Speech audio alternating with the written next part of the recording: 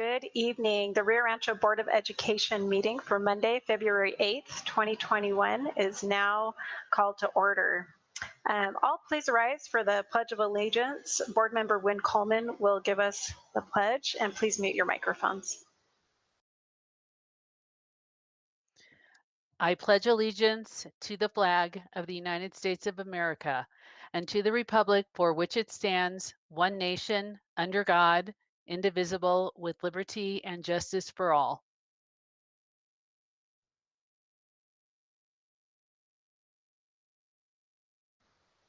Thank you, Board Member Coleman.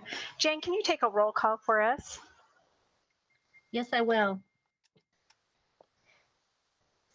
President Galbraith, Present? Vice President Morgan, Present. Board Secretary Scott, Present. Board Member Cullen, Present. Board Member Coleman. Present. Thank you. Thank you. We have a quorum tonight. We'd like to welcome everyone to our meeting tonight. We also like to welcome all of our district staff who's on with us and those who are viewing through YouTube tonight. One note on that, on our YouTube meetings, I just want our district and everyone to know that we are working towards getting back into in-person meetings.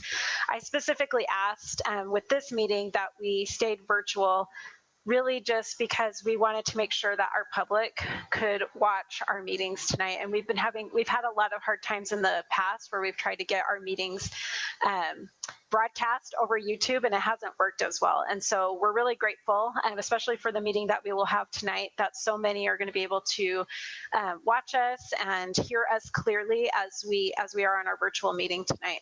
But we will be working towards being on in person in the future. Also with that, I wanted to welcome, and we will hear from later, we have President Stephanie Lee here, and hopefully President Mary Parr Sanchez, who will be with us later from our state teachers unions who will address us about vaccinations. And so with that, we will start off tonight with some introductory comments from our superintendent of schools, Dr. Visu Cleveland. You're muted, Dr. Cleveland. We started off good. Okay. Thank you.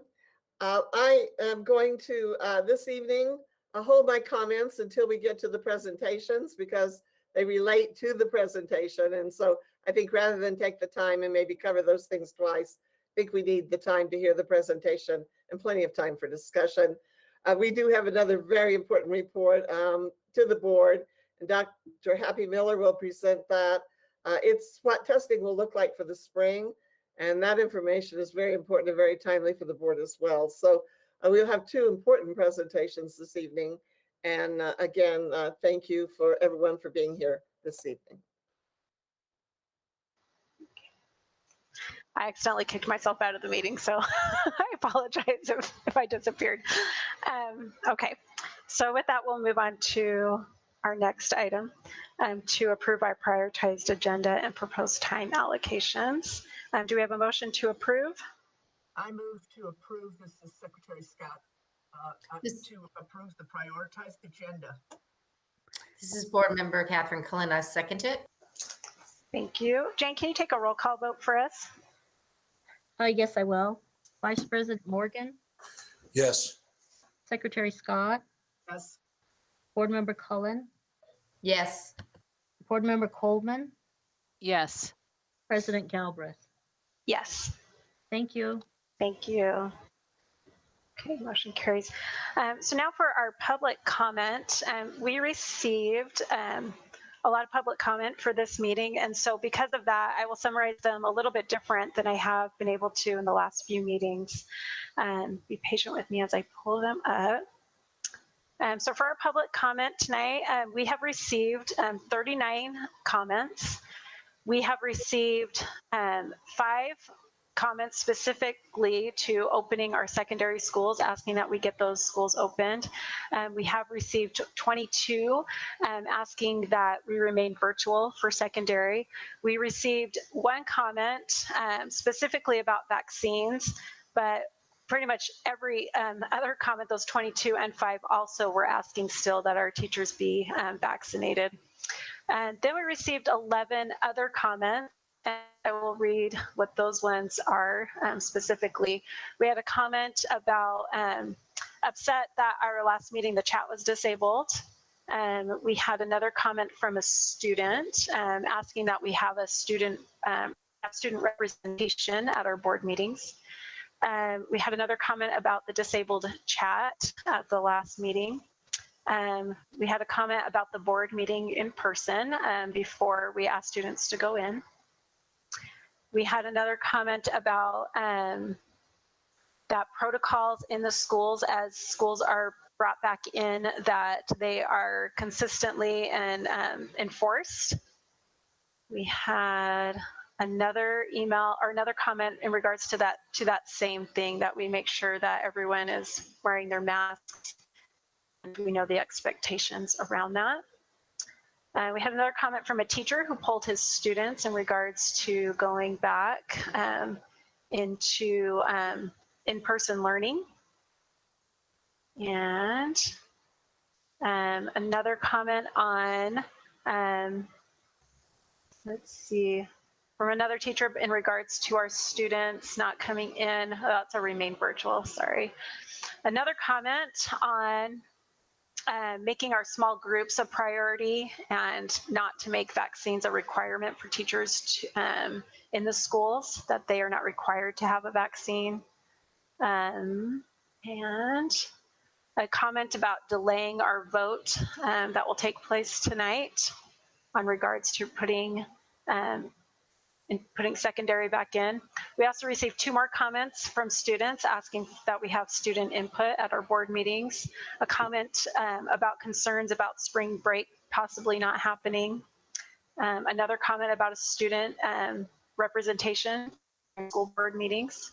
And we had another one in regards to the recent NFHS study that was conducted about band and choirs being able to safely, following protocols, being able to safely be able to do things in person. And let me make sure that I got them all. Thank you for being patient. And yep, okay, and that is all of our current comments for the night. For those who are wishing to give public comment, please do so. Every single member of the board receives those comments. We read through each and every one of them. I've been reading through them all day and through the weekend. We read through each and every one of those. Also, the district staff will read through those. And you can do that by going to our RRPS board page and submitting the comment on the form. You are also welcome to email us, and you will see email addresses also there on that page as well. So we welcomed having public comment at our meetings.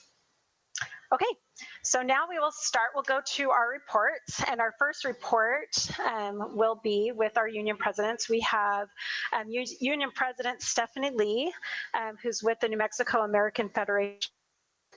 And Jane, was Mary Par-Sanchez able to get on? Have we seen her? Not sure if Mary's here. Yes, I believe so. She's Yes. here. I'm here. Good. Hi. Hello. Okay. So we Hi. also have Union President Mary Par-Sanchez with the National Education Association of New Mexico. And so what we'd like to hear from our 2 union presidents, and you are welcome now to put your camera on and speak with us, but we'd like to hear just what is happening at the state level with our teacher unions with trying to get back our teachers vaccinated. And so I will leave it to you for who would like to speak first. Mary, did you want to go ahead or would you like me to? So if you don't mind, Stephanie, I think I will go first, if that is okay. Yeah. Okay, so good evening, Madam President, members of the board, Superintendent Cleveland, and guests. My name, as your board president stated, is Mary Par-Sanchez, and I am a middle school teacher from Las Cruces, New Mexico, originally from Albuquerque. And as a state leader, I've been working with the New Mexico PED and the governor to make sure that everything possible is being done to keep New Mexico students and educators safe for return to in-person instruction, which we all know is the gold standard. And we all are eager to get to that gold standard. Some of the steps that the governor and public ed secretary, Dr. Ryan Stewart, have taken are providing surveillance testing in red counties for up to 25% of staff should they choose to return to 50% hybrid in-person learning. Certificates of readiness for every school in New Mexico, in every district, provided by an outside agency such as the fire marshal. Cohorting of students, social distancing, mask wearing, hand washing, providing PPE. And as Stephanie will tell you, New Mexico has implemented, in large part through the work of the unions, the most stringent indoor air quality standards in the nation. We are still working on sick leave for COVID quarantine. We all want our schools to be open for in-person instruction that is safe for all the parties within the school. And we know through survey data that educators have grown a great deal in the delivery of remote instruction. We know that while they started out being unsure and it was something they needed to learn virtually overnight, we know that now there is a high level of competence and confidence in their ability to teach in a remote environment. We also know that not every child is able to access online learning. And NEA New Mexico believes that for educators to return to in-person in schools, that they need to be vaccinated. Now, some educators are ready to return without the vaccine, and we honor that. We understand that the spread rate of the virus may not be as high as people originally thought from student to student, but it is still dangerous for adults and children. We're not sure of the long-term effects on children and the multi-generational family members that educators and children go home to. Additionally, in survey data that NEA New Mexico conducted statewide, of over 3,000 educators, 56% of them reported that students in their classes had contracted COVID, which is higher than the national averages. 77% of educators statewide reported that COVID is still a risk or a very high risk to their health and to their life. So we believe that, and we have worked to do everything possible at the state level to make schools as safe as possible for educators and schools and students to return to in-person learning. But we believe that it is up to local districts with their stakeholders, and that would be their staff and their students and their parents, to come to agreement on what that local district would like, because we honor and recognize that we are not a one-size-fits-all state, and that local school boards such as yourself have jurisdiction working with your superintendent and your stakeholders to make decisions in your area. So with that, I will turn it over to Stephanie or stand for questions, whatever the will of the board is. Thank you very much. Thank you. We'll go ahead and go to Stephanie Lee. Thank you, Madam President, board members, superintendent, and community members. My name is Stephanie Lee, and I am the president of AFT New Mexico. I'm also the mom of 2 daughters who have graduated from Rio Rancho High School. I used to teach for Rio Rancho, and I currently have 2 daughters who attend Rio Rancho Public Schools. So I'm from this very own community that's here. As you know, and you've probably heard, that we have been working closely with the Public Education Department and the Governor's Office to ensure that we have a safe re-entry for our students and for the educators. We have been very fortunate that as President Sanchez Mary mentioned, we have actually one of the most safest reopening guidelines that's needed across the country. We have it to where not a lot of other places mandate the filters and the ventilation system. They recommend it, it's not. You all have done great work on getting your buildings up to where they need to be. And that's why you have your elementary students and your special ed students currently in person right now. We've been working nonstop. Mary and I have been on way too many Zoom meetings trying to work with PED in the governor's office to make sure that we do a couple things. One, which is decouple sports from the requirement of hybrid learning.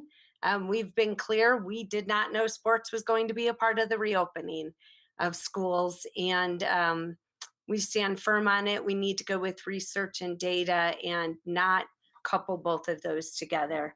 The other thing, as Mary mentioned, is a sick leave protection, and we're also working on ensuring that vaccines are more available. As Mary shared, we have members who want to go back into the schools now. We have members who say they do not want to be vaccinated, and we have members who have been vaccinated already. And so it's a wide range of New Mexicans who, what their feelings are on the vaccines. And so what we are trying to do is to work out an agreement to where the educators who are high risk or live with high risk family members, that they get vaccinated before any re-entry of schools for your middle and high school. Because like I said earlier, you already have your elementary staff working in person. This is something that we're not going to give up on. You know, Mary and I and President Heelan Billy, we sent a press release and we stand by it. We think it was irresponsible of the Department of Health to cancel the vaccine clinics. And we will continue to push for the vaccines to be made available.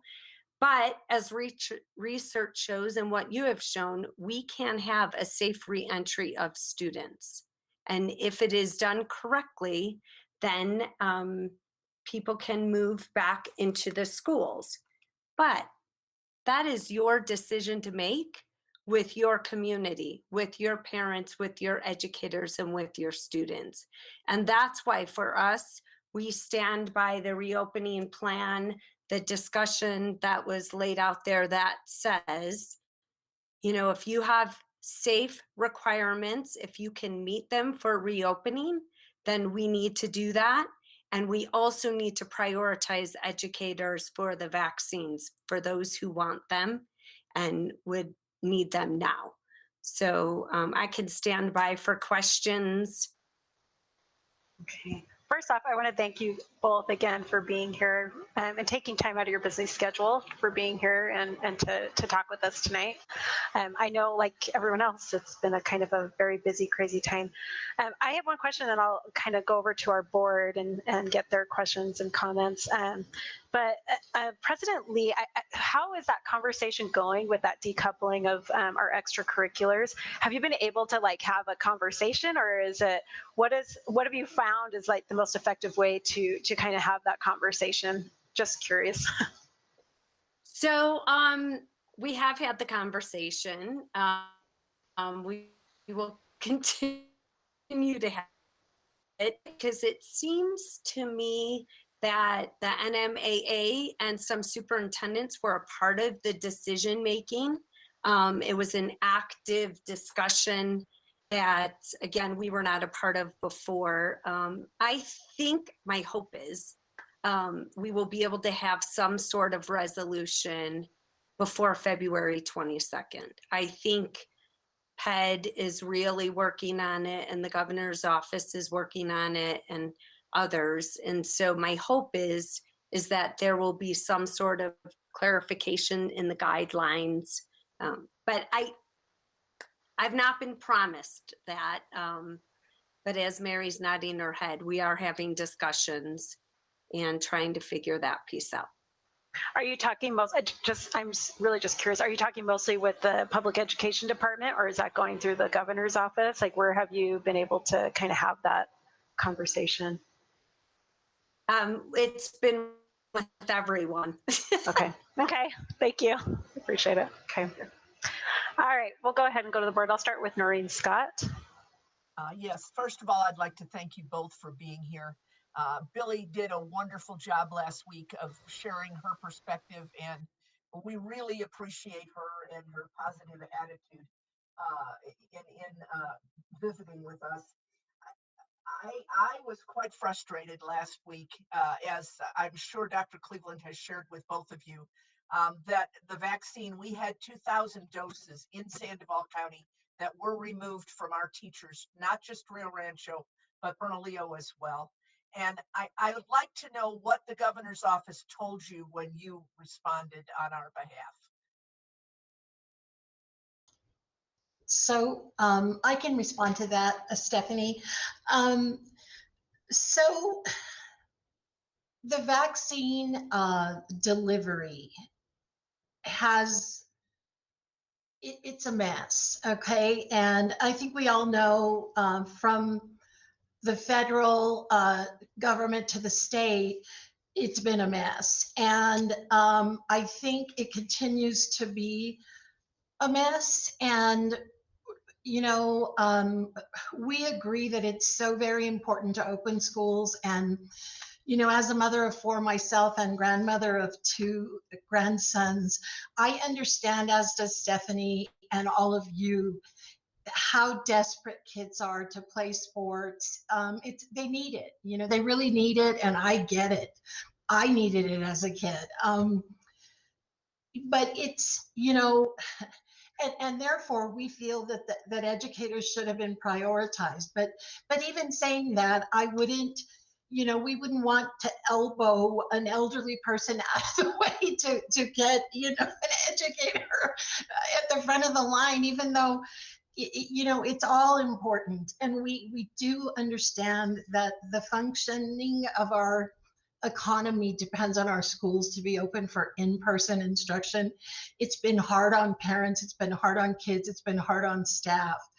And that being said, we would like to see educators get bumped up to the front of the line. We were devastated when that happened in Rio Rancho and Bernalillo. You know, we were crying right along with Billy and the rest of you. It was devastating. So thank you.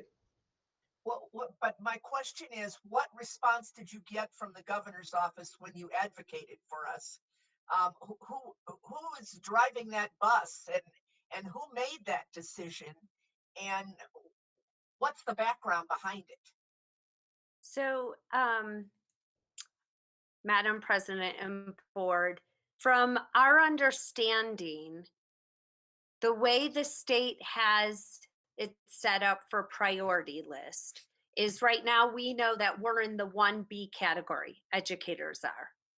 But in that 1B category, there's like 1B1, if you will, which are high-risk New Mexicans, anyone over 75 and anyone from age 16 and over who have an underlying health condition. That is a large number of New Mexicans. After all of those New Mexicans received their vaccine, the next was supposed to be educators. So we're like 1B2, if you, for a lack of a better way of saying it. A lot of educators are in that high risk. I'm sorry?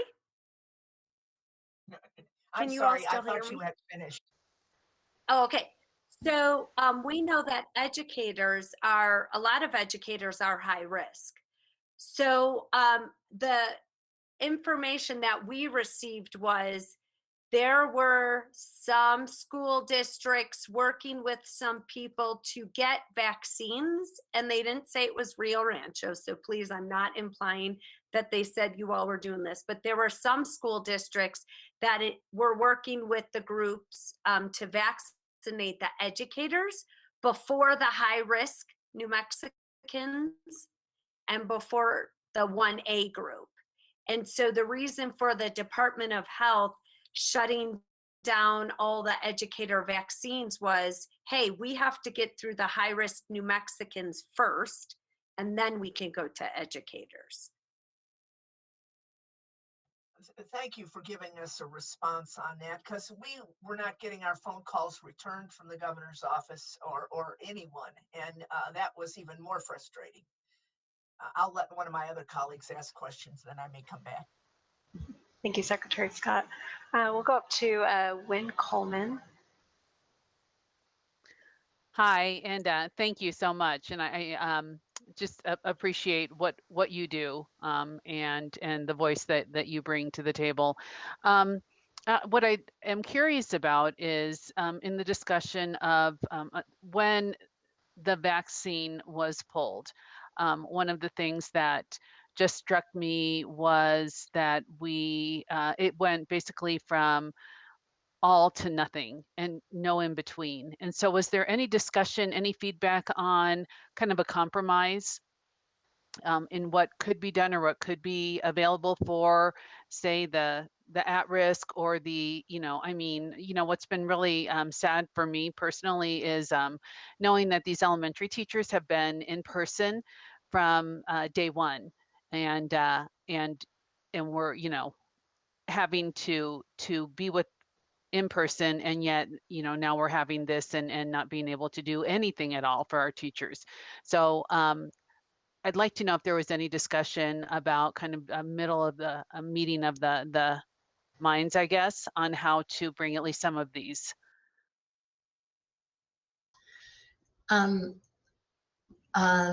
Madam President and Board Member Coleman, I don't know if our minds met on this topic, but we certainly discussed it. And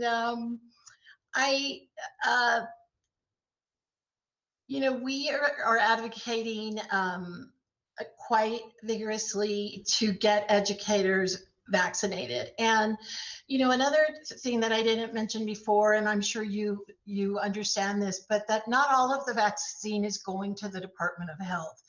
And there is where some of the messiness came, because some of the vaccine goes to other places besides the Department of Health. And we have seen in different parts of the state, as I'm sure you have heard about, that there have been educators where a good percentage of them have been able to be vaccinated.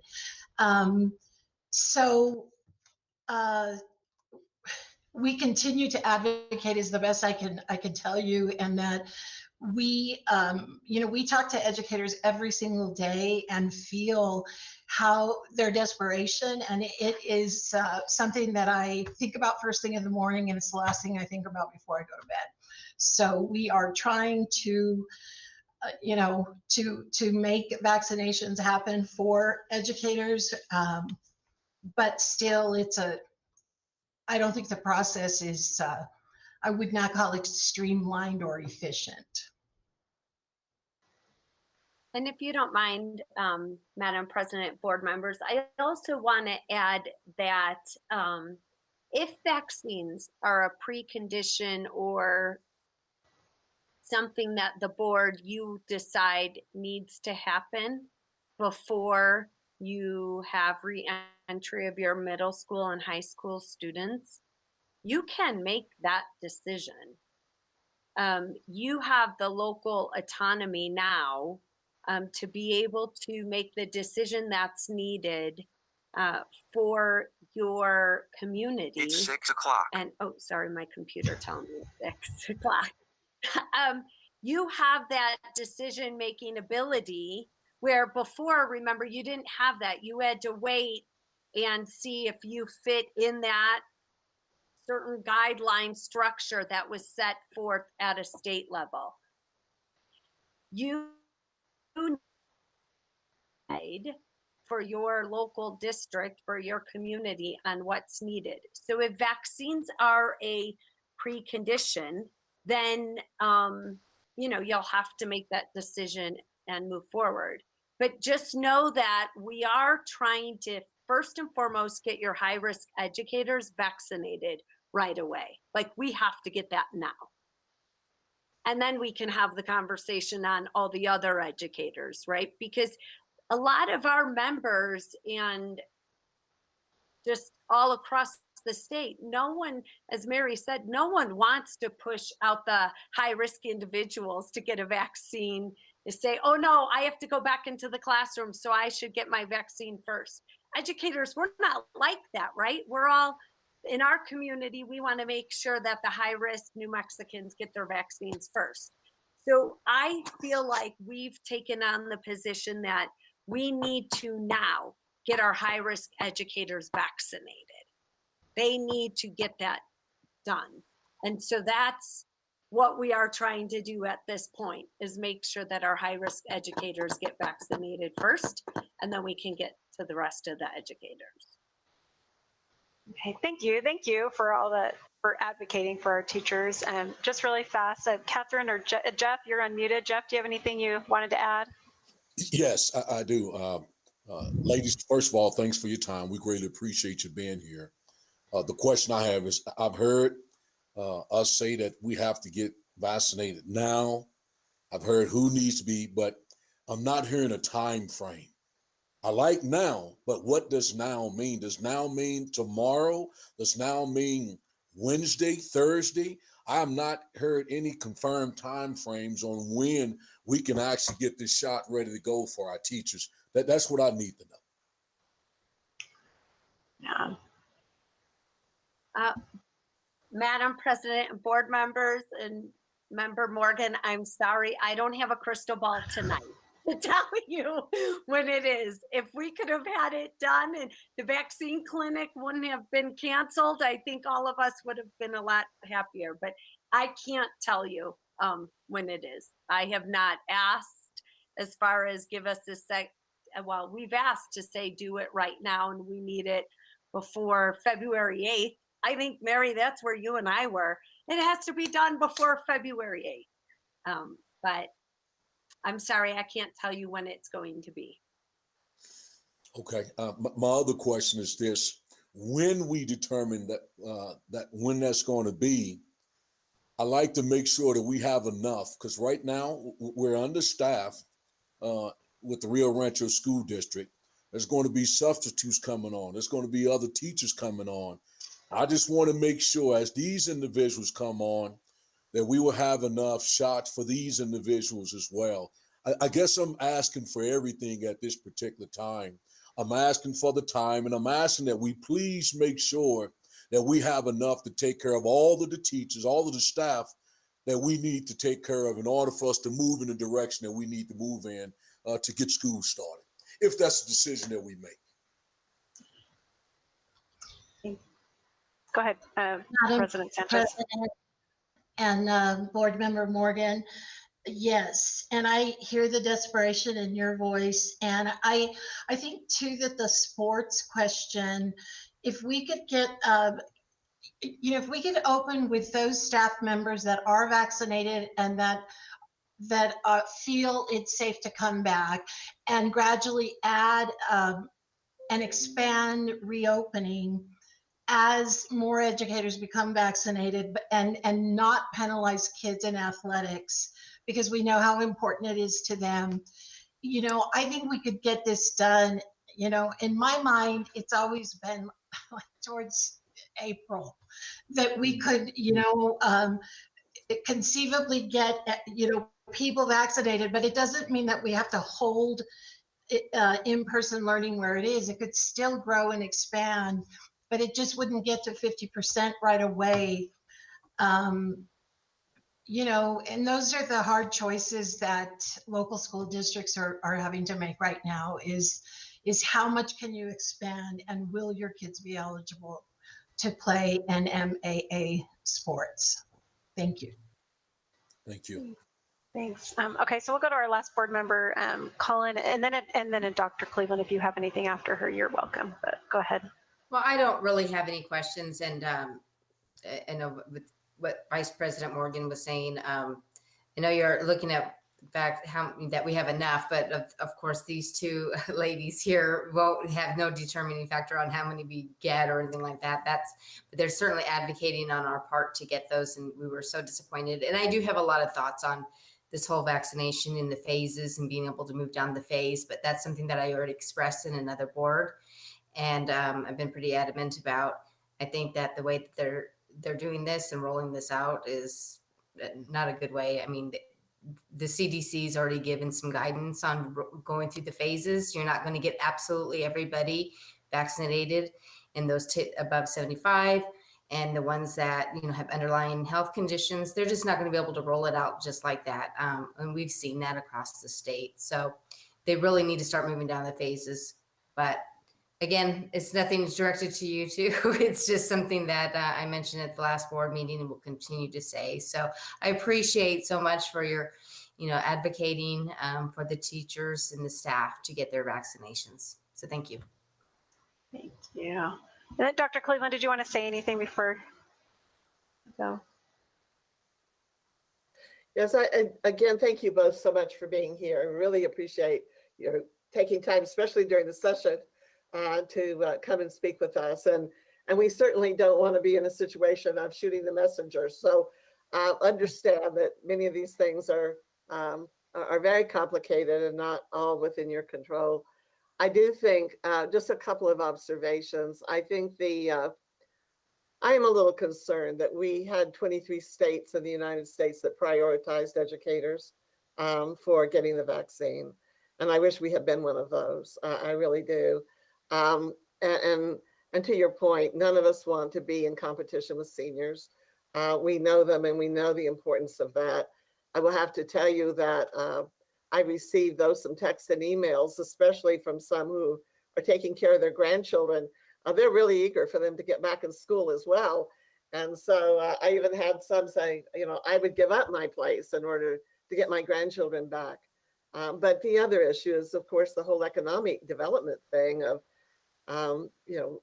we need to be able to open our schools to support other essential workers, other first responders. And so we're all in kind of a difficult situation. I think the problem on the day that ours was canceled was that there were, I believe it was 600 being inoculated that day in Las Cruces. And so, Rio Rancho's canceled and Las Cruces Public School was not. And that was really hard for people to understand and to take. The other is in Las Cruces, they have 1,500 who are inoculated. They have probably about half now of their staff. We have 12%. And so my concern is winning the lottery, so to speak, in terms of getting a vaccine. I don't think that process is going to deliver getting our teachers vaccinated in New Mexico. It's not going to happen even by fall. And so I'm hoping that we have another approach. I did talk with the secretary. He said we'd carry it back. Didn't know where it would go. But I hope we might look at a certain percentage of every shipment that comes in to be allocated for our teachers, because we need them to get back. And I really don't want to be in a situation later in the summer, and we're still talking now, like we are now, about it. And so I'm really hopeful that maybe they could look at a different approach to ensure that we're going to have everyone vaccinated before the next year. And then my last comment is, you're exactly right. A lot of the vaccines went other places. They went to hospitals, they went to other entities. And Secretary Stewart told us to make arrangements with them, to reach out to our local hospitals and to try to make some arrangements with them, which is exactly what we did.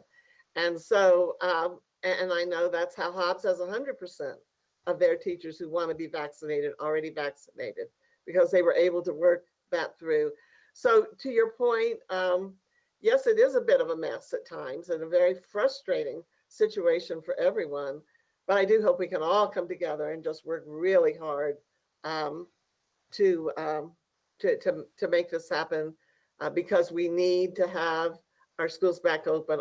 Everyone depends on that. And my last comment is, you know, as I said, I don't think the lottery system is going to make it for us in a timely manner. I know someone who has several existing conditions, is 80 years old. She registered on the first day. She still has not been called.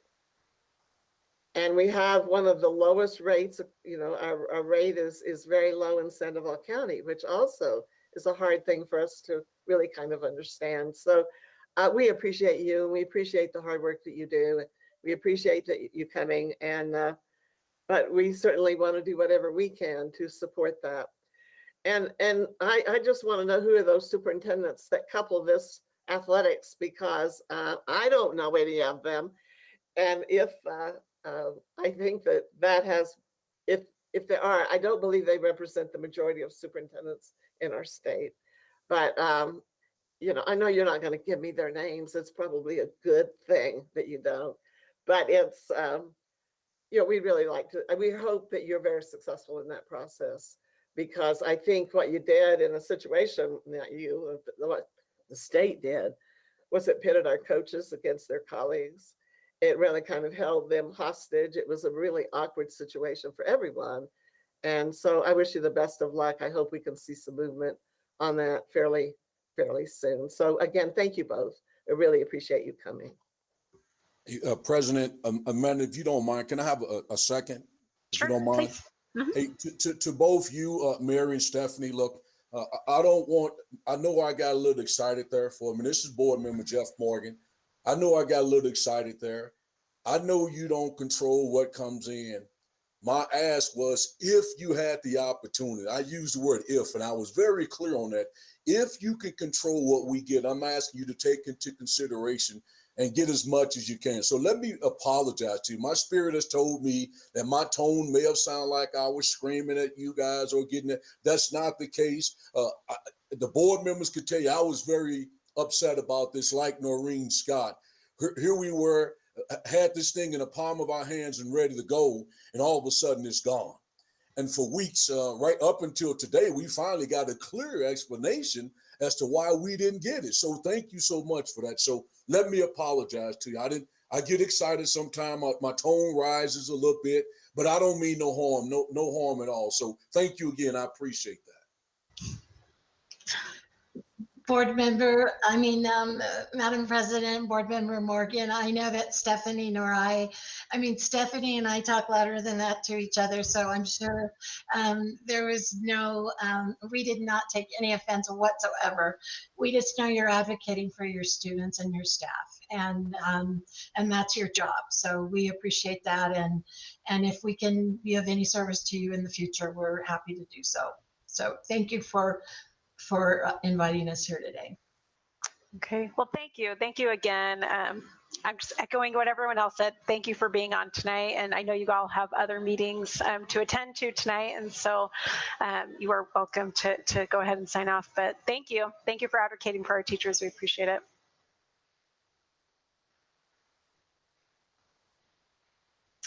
And we're so grateful for Vice President Morgan and that he has that passion. I think he always brings that great passion to our board, and we appreciate it.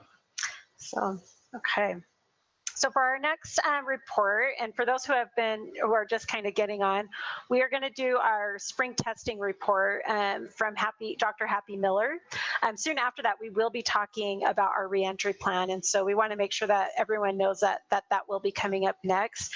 But I think everyone will be very interested to hear about the spring testing report, and that Happy's going to be giving to us now. With all the testing, I know I'm excited since my kids are in school. I want to kind of know what's going on for the spring. So thank you, Dr. Miller, for being here. Thank you very much, President Galbraith, members of the board, Dr. Cleveland.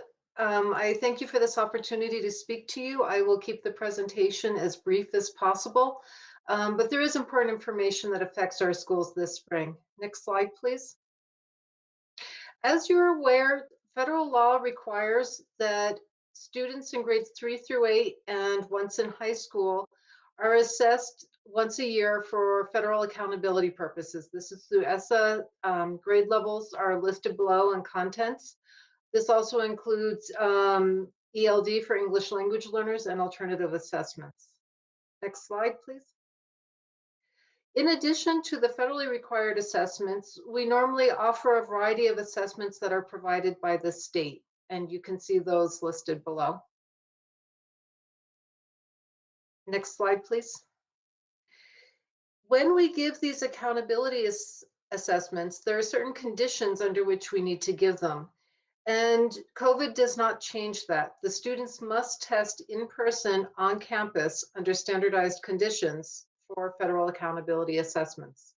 They must test at designated times. For example, for the SAT, there are certain days and certain blocks of time within the day in which students can test.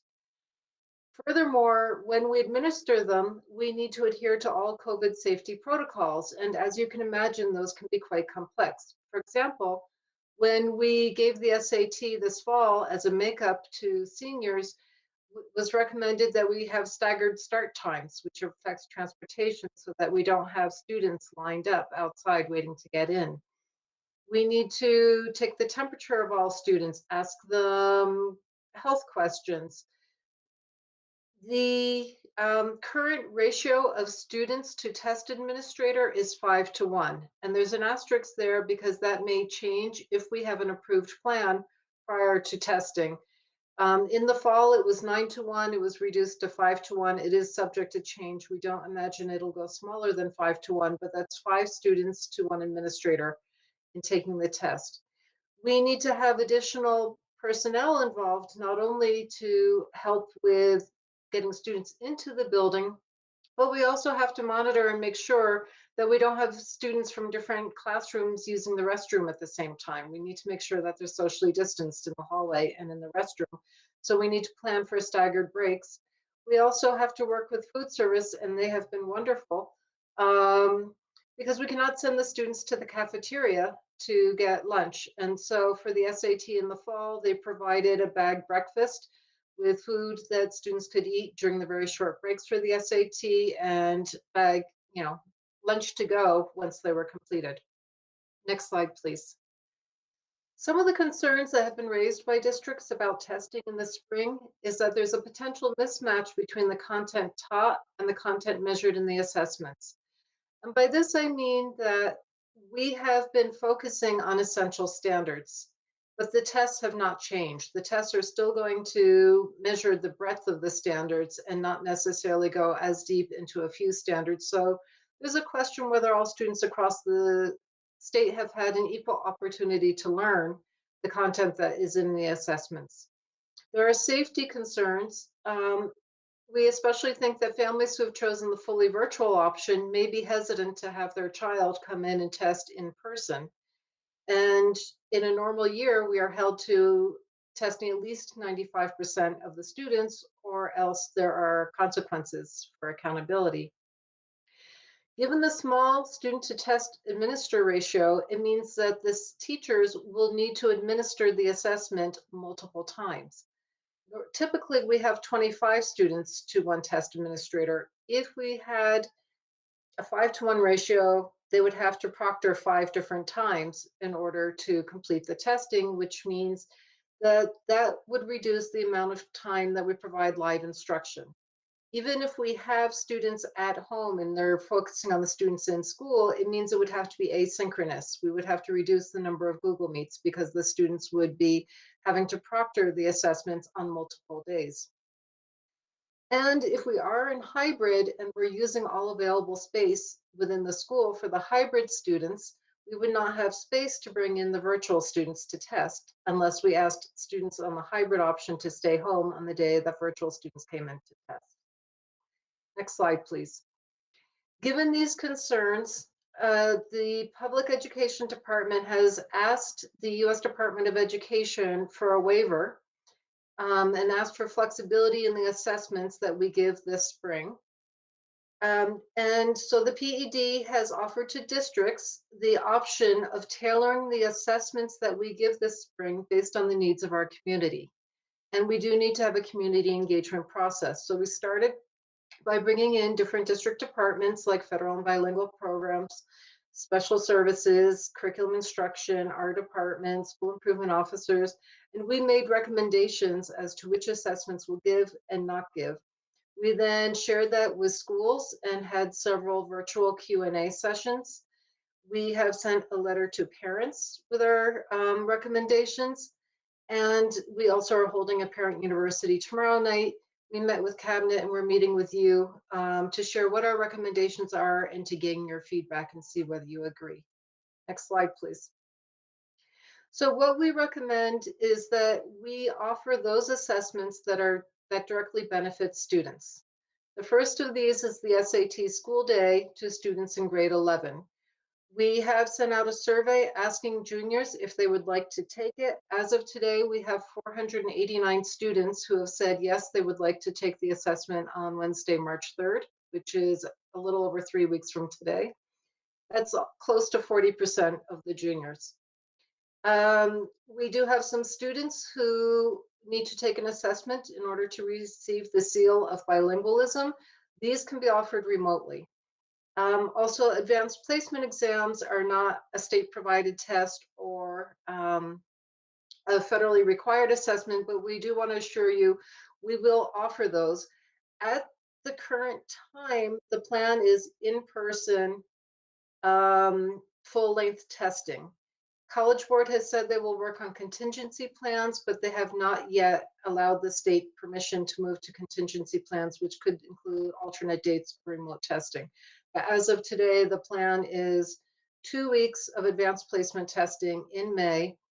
And again, we would have to see what the ratio is. If we're 50% hybrid, if we're approved for that, then it may be 50%. We would need more test administrators and more rooms because only 50% of the students could be in there. Regardless, we have to meet the social distancing requirements.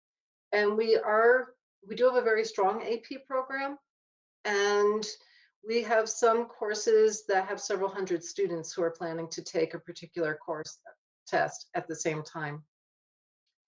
We also will continue to give assessments that provide the most instructional information, such as iStation, at the pre-K level, the Early Childhood Observation Tool, NWA, and various curriculum-based measures. And there is a link at the bottom that gives more information about each test and the reasoning why we're recommending or not recommending each test. Next slide, please. These are the assessments that we recommend that we waive this spring. By waiving, I mean we do not intend to offer them unless a parent very much wants their child to take it. If a parent says, I want my child to take the access test, we will administer it to them. But we are not planning to administer to all students. So as you can see, most of these are federal. The Avant stamp is for bilingual programs for program evaluation purposes. The first two, it would be the first year of giving the assessment, and we will not have typical reports, and we could not consider this year to be baseline data for future years because they would not be able to define what proficiency looks like because it isn't all students in the state taking the assessment. Next slide, please. One question that you probably have is what is the impact on students meeting their graduation testing requirements? For the class of 2021, there is no impact to the current seniors because the state has already provided flexibility to them. For the class of 2022, there is a menu of options. Some of these assessments are on the menu of options. The PED is aware that these students may not have the opportunity to take these, and they have committed to reviewing the options and perhaps offering flexibilities, but they have not yet gone through that process for the class of 2022. And last slide. That concludes the presentation, and I will stand for any questions you have or any feedback on whether you agree with these recommendations or not. Okay, thank you, Dr. Miller. So I have a quick question. So with the SATs, so typically the other, and I guess, well, we'll start with the SATs. So typically the other students are not in the building when those are taken, correct? And those, I mean, in the past, it's been that everyone's off. So would we be able to accommodate more if we have the full building for those days, for that March 3rd day, if we have, all the teachers and everyone just kind of focused on those SATs, would that work? The good news is that March 3rd is a Wednesday. Oh, So it would be a non-instructional day. It does impact facilities and the ability to clean, but we have been working with transportation and Sodexo on facilities. There are 3 different possible windows we are trying. The other 2 are later in May and do fall on instructional days.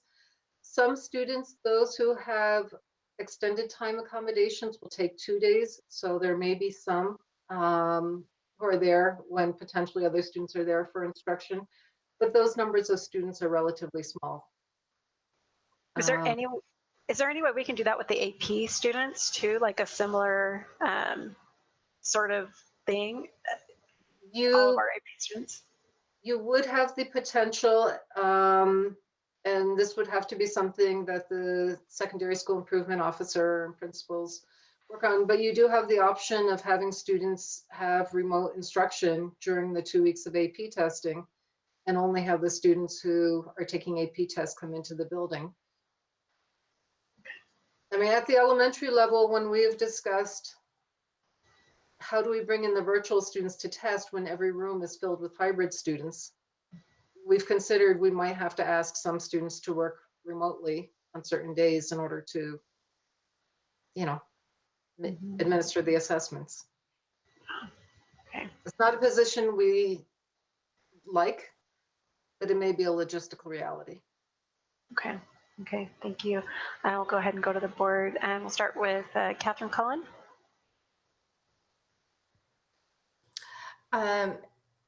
No, actually, you've covered pretty much everything, and I'm in agreement with reducing those testings. Absolutely.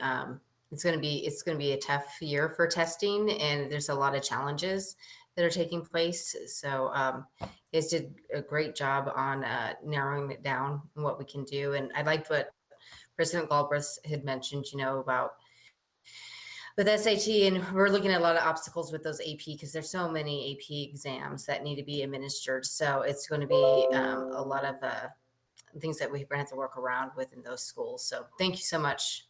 Happy. Sure. Thank you. Yeah. Board member Wynn Coleman. I don't at this point. Thank you though for all the effort put into this and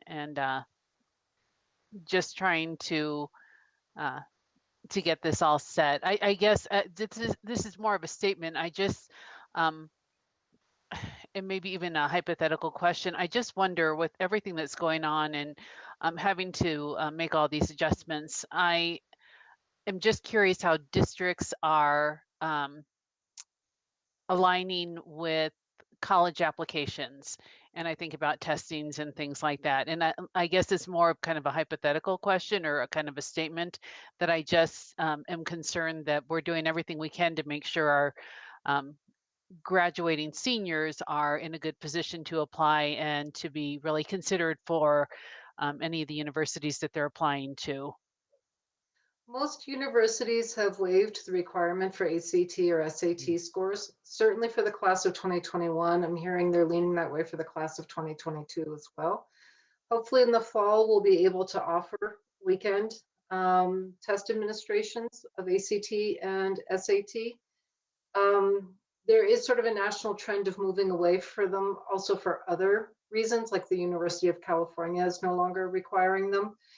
But I do believe that higher ed is understanding at this point if a student has been unable to take those assessments, but as soon as we feel it is safe, we will begin to offer them on the weekend again as well. Okay, thank you. Okay, we'll go to Vice President Morgan. I don't have anything, but Happy Miller, thanks for your time. I appreciate it. Sure. Thanks for your work. Thank you. Okay, we'll go to Noreen Scott and then back up to Catherine Cullen. Go ahead, Noreen. I don't have any questions. Thank you for your presentation. When asked the question that I was concerned about, so thank you. Okay. Catherine? Yeah, Happy, do you know how that impacts academic scholarships with the ACT and SAT, particularly with University of New Mexico. I just know I'm familiar with UNMs because they have to have a certain ACT score for several of their top academic scholarships. And I know they're waiving it. I had this issue with my daughter going in this year over at UNM with in regards to some scholarships. Do you know anything about that right now with the in-state? I can't speak to how policies may have changed with the in-state institutions. I can tell you that Cleveland High School had selected the later PSAT/NMSQT date. It was January 26th. Testing, the weather gods have not been kind to testing this year. We've had 3 dates for testing and 2 have had snow days. The 3. But College Board did say that students who missed that PSAT and MSQT date could apply to have their SAT score from March 3rd considered for scholarships instead. Okay. That's okay. And I'll address that on the university level, but thank you so much. Thank you. And then Dr. Cleveland, go ahead. Comments. Just quickly, there's a lot of time and cost involved in testing, and you go through it with the intent of getting really good information, and it's really questionable how good some of this information will be this year. And so, not taking more instructional time away, and using it for instruction rather than testing, especially given the year that we've been in, seems to be a good consideration. And we do not have approval yet, though. Is that right? The state has not received its approval for the waiver, but other states have, I understand, and we're expecting that we probably will have a good shot at it. They said it's highly likely that it will be approved, especially if we've gone through a community engagement process. However, it is not yet finalized. And then the other is, and I don't know a lot, but I do know a little. Some of the committees I serve at UNM, I know they're having some flexibility in terms of scholarships and some other things, looking at the whole career of a student rather than just this 1 year. And they've dropped some of the GRE cut scores in some colleges to a little bit lower level for the short term. And so what we're hearing is they're trying to be reasonable. They don't want to lower the standard too much, but they're trying to be reasonable and not take some of those opportunities away from students who are very deserving and really should be given consideration. So that's just a little tiny bit that I've heard, but I think that they're going to be flexible this year. That's what we're hearing. All right. Well, thank you. Anything else from the board? Any other questions, comments? Okay. Thank you, Dr. Miller. We really appreciate all the hard work when you always do these things. You have the job that I would not want when it comes to all the statistics and everything else. My brain goes, ee! So thank you so much for all that you do. We appreciate it. Thank you. Let me add one more thing. She does a fabulous job for us, and I think you all know that. But she does, and the staff that she has working with her, we're very lucky to have that team. They really add a lot of quality to our district. So again, thank you for the presentation. Appreciate it. Thank you. Thank you. Okay. You guys might start to see a theme when people start talking numbers. I get, so anyway, thank you again for that. So our next report is going to be a review of the Rio Rancho Public Schools reentry plan for secondary students. I do want to mention as we go into this that there will be a few other items on our agenda before we go into to vote about our in-person learning plan.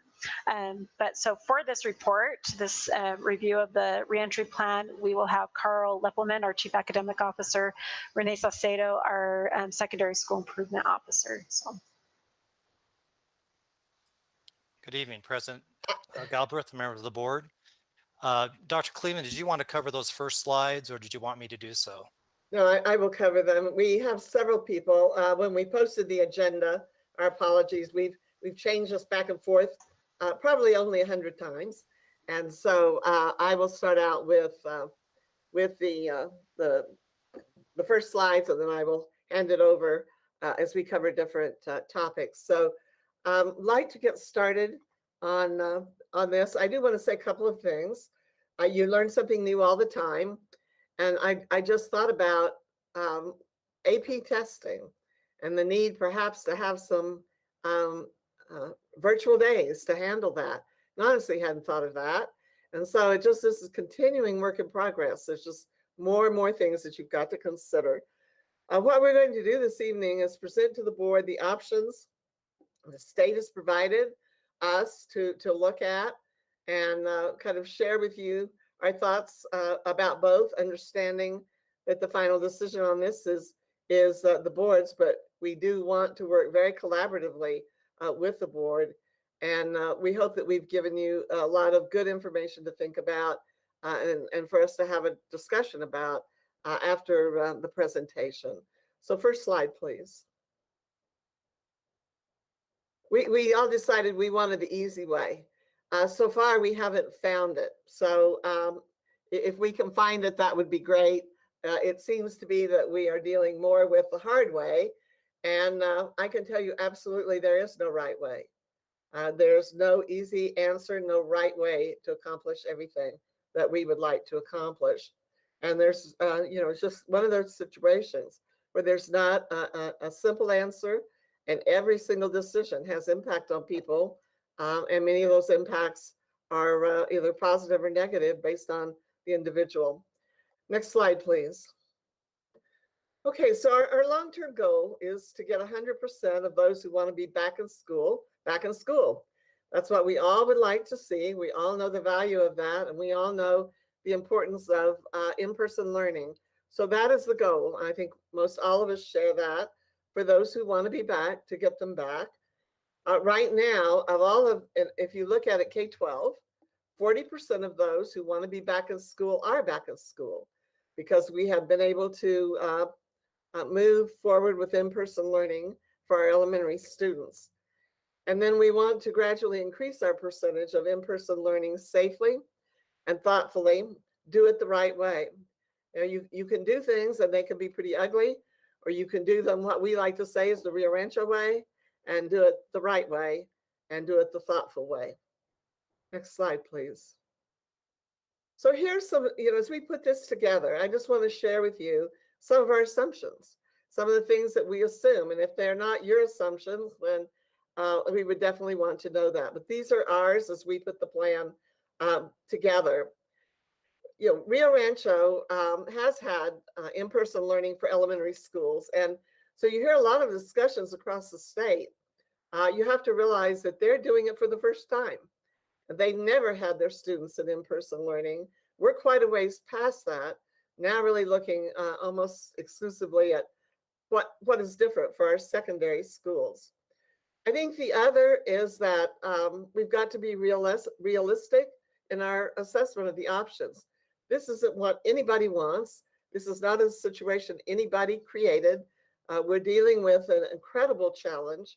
And but I think we do have to look very rationally and look at what our options are. One of the things that, talking with all of the board over the weekend and through today, I heard very clearly that you really wanted us to look at the pros and cons of each of the options, and that we should really focus on outcomes and on data. So we've tried to do that. We have about 3 months left of the school year, with students attending 2 days a week until the end of the year.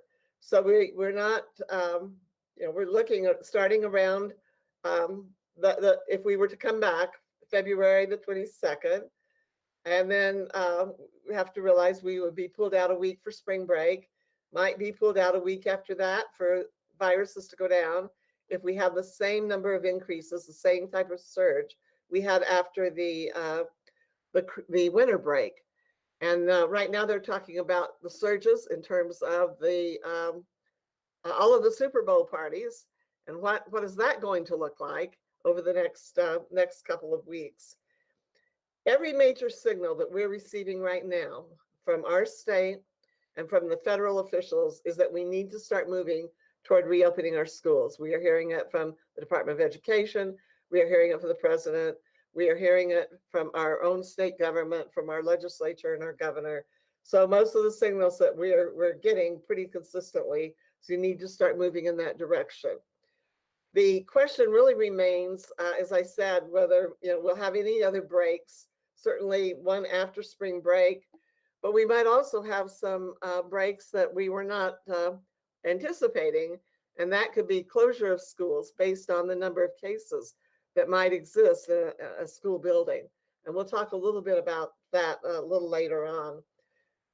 Next slide, please.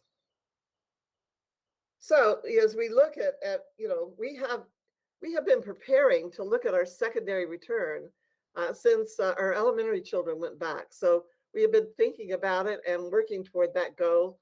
Again, our goal is 100% to get all of our students back. So we have, there's a lot of things that have, we've been looking at, and we have facilities ready to go. Transportation, we've got some challenges, but we're in pretty good shape. Food service, other things. And so we have put a lot of time into surveillance testing. We've been extremely successful at that.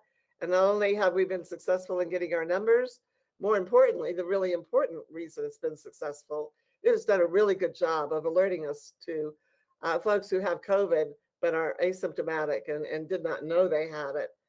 So we have a lot of things in place. I think we are the masters right now at contact tracing and quarantining process of tracking who comes in, who comes out. It is an enormous task. And even one child could take hours in terms of going through that process. But we know how to do it. Our staff does it amazingly well. And so that will also help us be prepared as we open. Our food service has worked well. We've had challenges there, but we've been able to feed every child that wanted to be fed from the beginning of the pandemic. Transportation, we'll talk a little bit more about that later. There's still some challenges there, but we are ready to go. And that's one group of employees that we do have a good number who have been vaccinated. And then our facilities, Mike Baker has kept you up to speed on that all through, about the filters and the cleaning and all of the things that go into that. And so tremendous amount of work. One of the areas that we are still very much challenged by is staffing. I'm going to turn it over to Mike Baker, and he's going to pick up and share with you some other things we have been doing in terms of preparation. So Mike Baker, our Chief Operations Officer. Good evening, Madam President, Dr. Cleveland, members of the school board. Next slide, please. So as you heard from the people before you, is that opening up schools has been a tremendous undertaking. And so it is up to us, the local districts, to abide by the PED regulations, CDC regulations, and a host of other federal regulations during COVID. And one of the things that we did is we had to get our buildings in compliance with probably, I'm going to say about maybe 12 different types of agencies, lots of regulations. And so one of the things that we did to try to document the process is we came up with a checklist when we first got elementary schools up and running.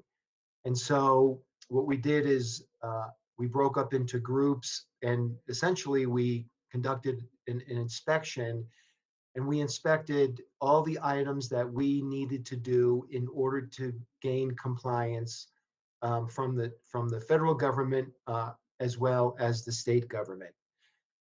As the toolkit came out for secondary education, we updated that checklist.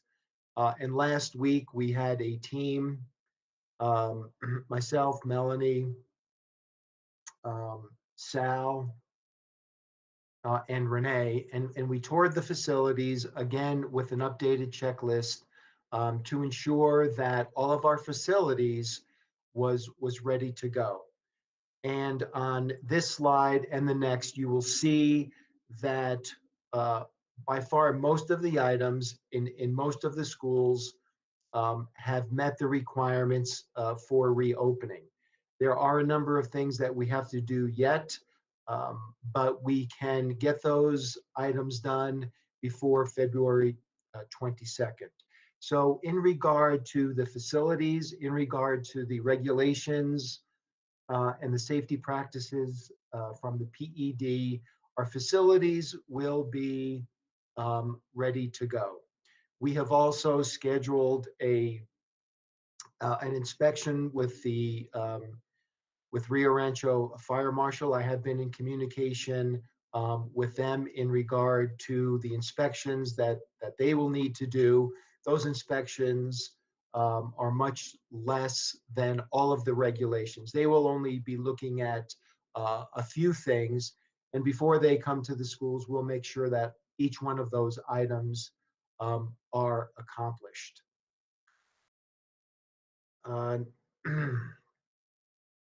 Some of the things that we do need to do is we do need to finish up typically the cafeteria and the gymnasium traffic patterns. So you will see we have some pictures where we had to put tape on the floor, make sure that we have the traffic patterns set up to assist with that cross contamination. Can you go to slide number 8, please, Jane? Yeah. Some of the classrooms are not completed as far as setting up and doing the social distancing. However, that process is well underway. The same thing with some of the signage. One of the changes is that the COVID safe practices signage not only has to be done in the hallways, but also now installed in the classrooms. So that work is underway. And also some of the maps in some of the schools, that needs to be posted as well. So there are a number of fairly minor things that need to be done. The middle schools, I think, are in excellent shape. They're ready to go. The 2 alternative high schools have a little bit of work to do, but they're small in scope, so we will be able to get those accomplished before the 22nd. The 2 comprehensive schools are fairly large. They do have some work to get done, specifically the classroom setup. But again, that will be done before the 22nd. Next slide, please, Jane. So these are some of the just some photos, some of the things that we got accomplished in order to open up our schools. And I can tell you that Rio Rancho, we have a great team. This was a team effort across every single department. All the school sites, everybody stepped up and got the job done. But just some of those things that had to get accomplished. The signage, we spent quite a bit of money on signage, on portable HEPA filters, on what we call our tablet, and that is in the entryway. When you walk into the entryway, you can get your temperature taking fairly easily. I can't even tell you how many gallons by gallons that we've purchased in regard to hand sanitizer. The nurses' stations and the care rooms have been updated to be as safe as possible with all the equipment, the gloves, the masks, the gowns, the N95s that is required of them. Next slide, please, Jane. Again, just a picture of the hallway. One of the kind of interesting challenges was to come up with a design in the cafeteria in order to separate the people with these portable dividers made of PVC and plastic. And to your right is just an example of a classroom that's social distance. where the students are at least 6 foot apart. Next slide, please. Again, just some of the signage and some of the supplies that are at each one of the school. Next slide, please. So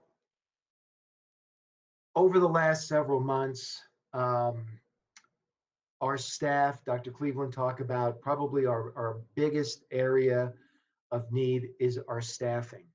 And in regard to operations, facility, transportation, food services, security, facilities, maintenance, janitorial, et cetera, our biggest challenge by far has been staffing. And the difficulty with staffing is we have been operating from the beginning, we have been operating on very, very thin margins. And one of the reasons why is because we do have vacancies. It is difficult to hire people. We don't have that many people in the applicant pool to hire from. In regard to that, we have a host of folks that are on FMLA, have ADA issues and call in sick. And so that hampers our staffing in regard to the operations side of the house. On the technology front, I think really for Rio Rancho, this has got to be really one of many shining examples. And fortunately, 4 or 5 years ago, we started the program called Future Ready. We started to increase the capacity of our network and purchase Chromebooks for our students.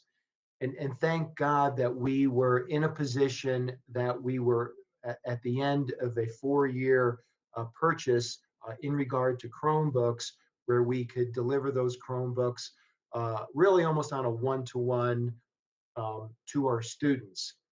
And I think this really is a key to at least one of the keys to the success in having that technology, having the availability of the devices, where the instructors, the teachers, and our students had the technology at their fingertips. The challenge was getting those folks that did not have connectivity, but the IT department, they met those challenges as well. So again, I just want to highlight although this is certainly a challenging environment for us, it has really, really helped greatly the aspect of learning, continuing to learn while we're in this lockdown state. Okay.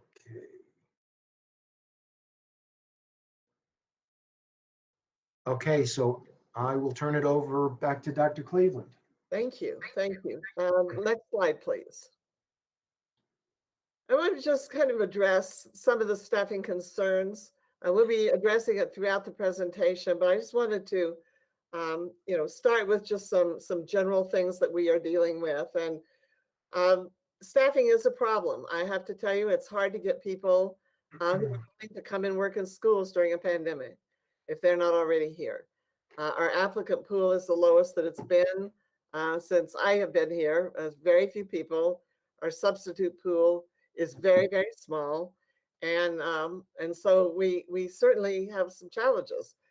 We certainly do have a considerable amount of opposition at the secondary level from our staff. It's certainly not everyone sees it the same way. You've seen the surveys. We do have considerable opposition to returning right now without the vaccine with our secondary staff. We are short teachers and substitutes. We will show you the numbers, but we are down in terms of regular ed teachers and special ed teachers and substitute teachers. The thing we hear most consistently from the staff, I think you heard from the two people who spoke earlier, the two union presidents, There's a strong desire to get the vaccine by some of the staff prior to opening more schools and classrooms. And, there is no date or plan. I mean, I think that's one of the things that people just knew. When is it coming? When could we expect it to be done? And so far, that has not been forthcoming. And so we really don't know when that date will be. And I'm becoming less optimistic in the immediate future and becoming even more worried about the fall. So we're hoping that we'll get some specific information about the plan to vaccinate teachers. And one of our neighboring states will be starting that kind of a program this week, actually. I think it began today. There are one of the things you may or may not be aware of is that we have some of our secondary staff that are working at the elementary level. We have pulled down to the elementary level.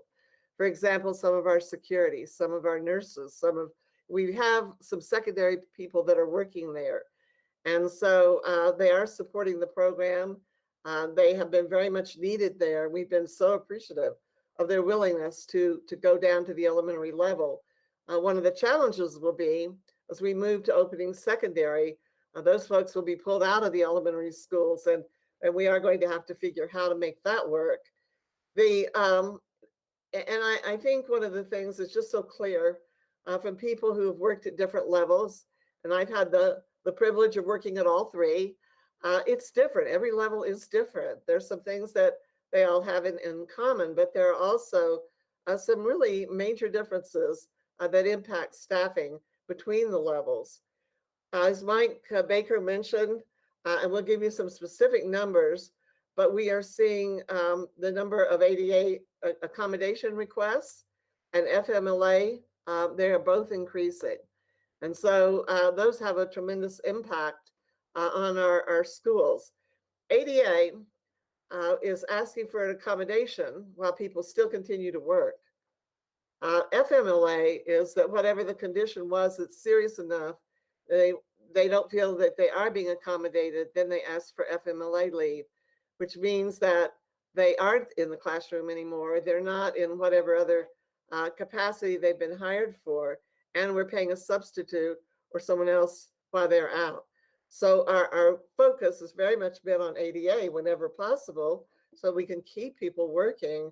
But sometimes you do have situations where individuals are requesting leave, and it's a significant number, and it's increasing. There is, as you heard, and you've heard a lot, I think, from some of the emails you've received, there is still a lot of anger and frustration over the whole vaccine situation, and feeling that they were not respected. And but I think the thing beyond that, we've got to move past that now and look to the future. And the thing I'm hearing the most is what I shared with the two union presidents is just not having a lot of confidence in the lottery approach. And it's not going to really be able to systematically vaccinate all of the folks in education. Would very much prefer something that's dedicated, even if it's just a portion of each major shipment, and have a vaccination process that's separate from the DOH lottery. And so here's the data for RRPS. And I'm going to turn that back to Mike Chavez, I believe, or Mike Baker. It's Mike Yes, Baker. thank you. Yeah, thank Sorry. you, Dr. Cleveland. I looked at Mike. I had Mike, and I thought, okay, are you Mike Baker or are you Mike Chavez? So Mike Baker. Yes, we have a lot of mics. A lot of mics around. Madam President, Dr. Cleveland, members of the school board. So we have been talking about staffing, and probably by far one of the biggest challenges really to overcome is staffing. And as you can see in this particular slide, we have quite a number of open positions, teachers, custodians, EAs, bus drivers, etc. And when you take the vacancies with the FMLA, the ADA, and people calling in sick, and probably Probably to add to that, and which is even worse, is when we do contact tracing, what happens is if we do have a positive, there's a lot of people that are taking out of the system, and that is to stay in conformance with PED regulations. So when you look at these vacancies, it really is, when you put everything together, these vacancies, it's actually, it compounds the issue much more.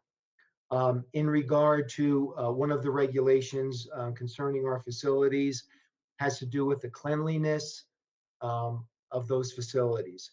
And so our janitorial staff essentially, they accomplish essentially two big jobs. One is to disinfect the building, and the other is to clean the building. And these are two distinct, different operations that they engage in.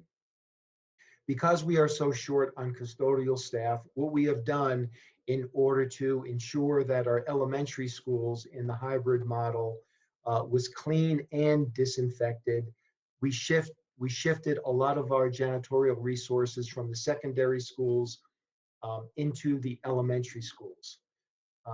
And again, as I said previously, with our janitorial staff, we are operating right now on a very, very thin margin.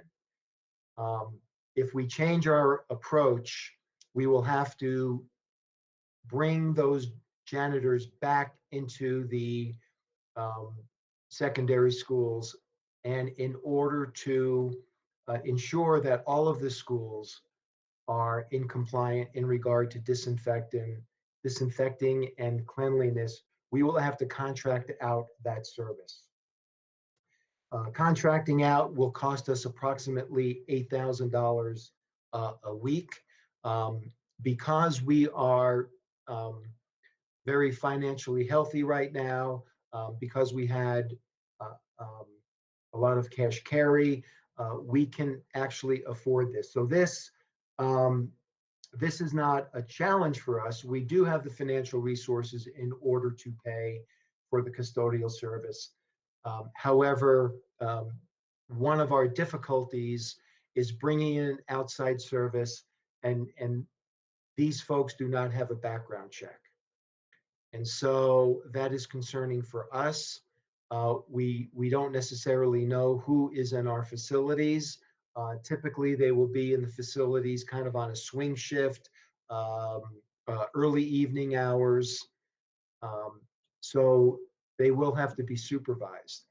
When we do bring in the service where individuals do not have a background check, we cannot have any students in the building. We could have some difficulty with athletics because they typically practice after school or any other type of extracurricular activity. So this is something we're looking at, maybe bringing them in on Wednesdays and Sundays in order to get the buildings a deep cleaning, as you will. We also, of course, we take a lot of pride in our own employees. They take a lot of pride in their individual schools, where contractors typically don't have that same sense of pride. So in regard to disinfecting and deep cleaning, the challenge, we can meet the challenge, although the alternative in moving the janitors from the elementary schools back to the secondary schools, it's not a good situation for us. In regard to the bus drivers, you see that we're down approximately 6 bus drivers. The problem with that is that, again, we have quite a few bus drivers on FMLA, ADA. The bus drivers do call in sick, and we do lose a number of bus drivers due to contact tracing. Again, we lost another one today. We will lose them typically for 14 days.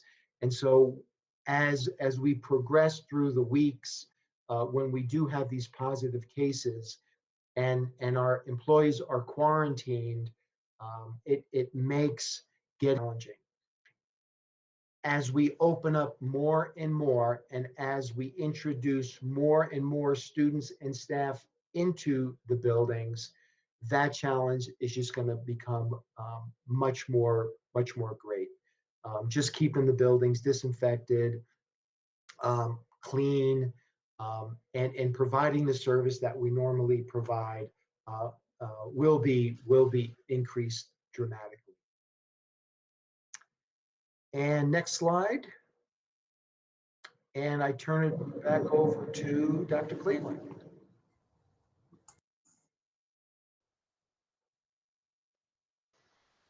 Okay, I think it's Jana that was going to comment on this, but I did mention earlier that we do have a good number of staff that are supporting, secondary staff supporting the elementary. So I will turn it over to Jana Chenault because she can tell you more specifics. And then I do see that Noreen Scott has her hand up. And so after Jana does her presentation, Secretary Scott will go back to you and excuse me, and allow you to ask your questions. Sorry, I got a bit of a scratchy throat. Jana Chenault. Madam President, Dr. Cleveland, members of the board. So this just breaks down what secondary staff is currently at the elementary schools on a daily basis.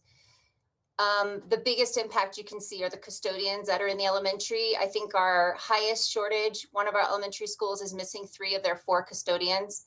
So if they have to go back to secondary, all of them, they'll only have 1 custodian at their site.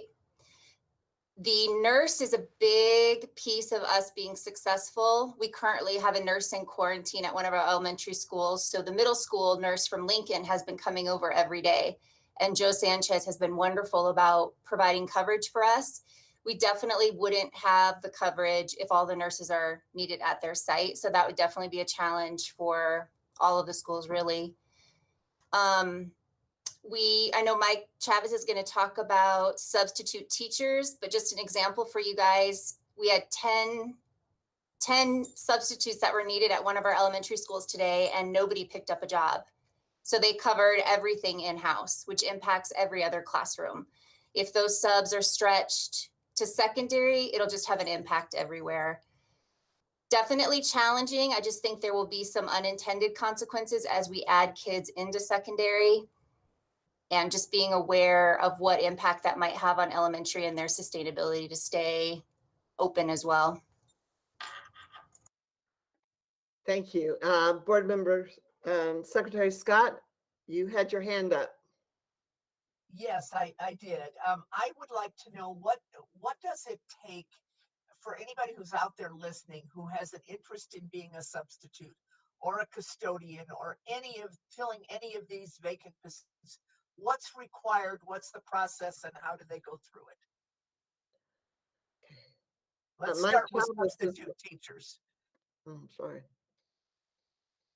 Mike Chavez is probably the best one to answer that, and he is on. So I would turn it over to Mike. Good evening, President Galbraith, Dr. Cleveland, members of the board. That's a very good question. It's a pretty simple process. We have an online application system. We have applicant pools open for every single position in the district right now. As Dr. Cleveland said earlier, unfortunately, we are seeing a very, very small number of applicants coming through right now.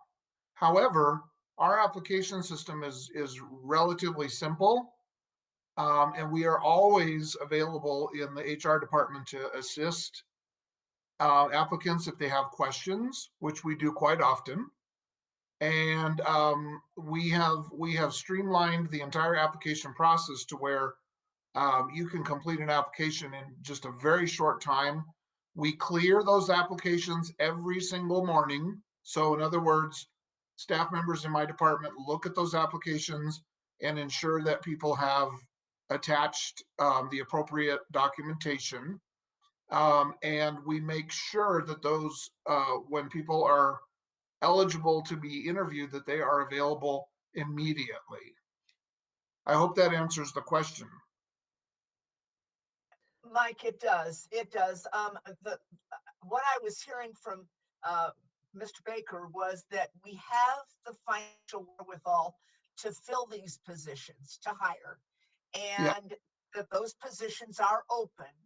And so in a public forum like this, I think it's important that we urge anyone who has the capabilities to fill any of these positions to reach out to you and apply for these positions. It seems to me that if everybody listening would tell 3 or 4 of their friends, that you might get a few more applicants through the door. That's a very good point. And we have worked with the communications department all year. They have done a fabulous job of spreading the word through social media, billboards, other venues. And but I agree completely, Secretary Scott. I think that word of mouth is a terrific way to get the word out that we do have positions open. We have quite a number of positions open, and we are always hiring. And we have streamlined our onboarding process to the point where we often can onboard somebody in a week or so, or less. So it's quite an easy process to go through to apply. You'd have to be recommended, obviously, by an administrator, hiring manager, and then our onboarding process is very, very simple and very streamlined. I would also like to add to that if someone doesn't have access to computers, or it doesn't feel as natural as we might hope, that they can call and we can provide help for people who need help to fill out the application online. Also, I noticed in Mr. Baker's slide earlier that nursing wasn't listed. How many nursing positions do we have open right now? At this time, I spoke to Tana, I believe Friday or Thursday, and she said that all nursing positions are currently filled. We do have open health assistants and open care room aides, however, that we are ready and willing to fill. So if people are interested in those positions, we have a number of those positions for all the schools. And so we have enough nursing staff for the if we go hybrid in secondary. Well, that's a very good question. The problem is, and I was going to save this for the slide when we get to subs, but I'm going to remind the board real quick about how contact tracing works. Mike alluded to it. There's 3 different reasons someone can be out of a school. One could be that they are having symptoms, COVID-like symptoms. They will then be quarantined until they can get a negative test and can come back with no symptoms for 24 hours. The second way that people are quarantined and kept out of a school would be close contact. And there's a number of different issues there.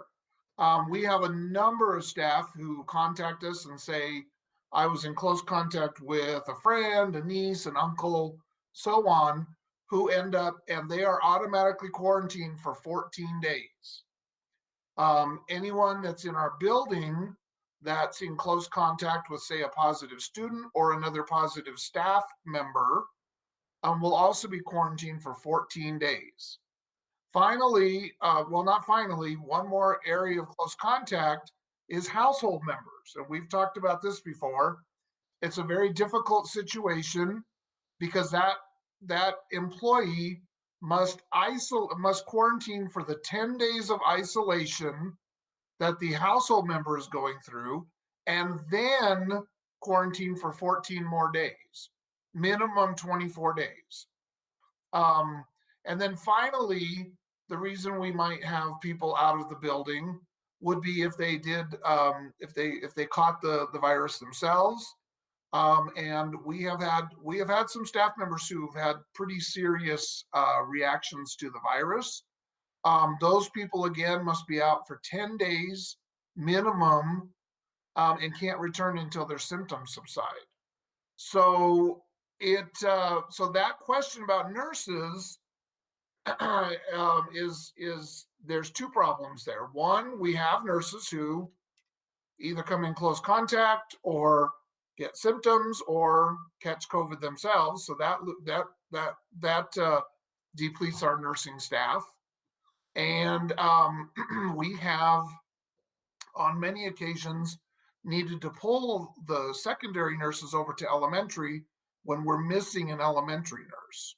So we do have one at every school, but we really don't have any backup. Well, and I would like to add one thing to that. Secretary Scott, your point's well taken, because the two alternative high schools currently share a nurse, I believe security, and a custodian. But especially the nurse in a pandemic situation probably isn't a good position to share. So we would need to look at staffing the two alternative schools differently. One of the things I would add to that is I don't think you could go anywhere and look at any standard. One nurse for 2,600 students in a high school is way understaffed. And so as we look at secondary, I think we are probably going to have to reassess what we need in terms of nursing services. So it isn't enough, but we feel really grateful that we have nurses in every building and that we're fully staffed right now, because it would be a very difficult thing where we're not. Before we go to the next slide, I'd like to just go back just really quickly. Just one comment about custodians. I will have, I want you to know, and I'm sure you do, it isn't an easy job. It's a very demanding job, and there's a lot of hard work involved, and there's a lot of training and skill. But we have a really good department that trains folks who come in, and so we have a way of helping people step into that role. But it is a challenging role, and it requires an awful lot of work. And we're really lucky. We have found some wonderful custodians in our district right now. As I said, the pool is not as strong as it has been at other times for a lot of reasons. I'm going to turn it back to Mr. Chavez. He has the next several slides. So Mike, it's all yours. I believe Board Member Cullen had raised a hand. Do we want to? Oh, I'm sorry. I'm sorry. Okay. Yes, I thank did you. not see I that. just didn't want to ignore anybody. That's okay. I was just going to say to Secretary Scott, and I had talked to Dr. Cleveland about this over on Friday, is to really look at the universities and the community colleges right now, because so many of those students can't get jobs on campus. They're very limited in number right now. And so if we can really, like UNM West and CNM, those type of schools right now, I'm sure some of those students are really needing a position. A lot of them are virtual in the classes right now, so they might be able to do some substitute teaching for us. Okay. I think it's a great idea, and we will definitely look at that as well. So, and again, you're making this kind of general plea to the community. If you know people who want to work in any of these areas that we've been talking about, we really do encourage you to contact us. But Secretary Scott, I do think, from looking at nursing services, I think what we're hearing is what they would most like to have would be some additional pool nurses that could go out as they're needed when there are nurses who are ill. Would love to have more than one nurse at every building, but the shortest term need is to have those folks who can walk right in and help when we have a nurse that becomes ill or is out for any reason. And that's we really kind of enter into a panic mode. We don't have a nurse right now. I think everyone understands why. Okay, and sorry, Board Member Cullen, I didn't see your hand up. I'll turn it back to Mr. Chavez.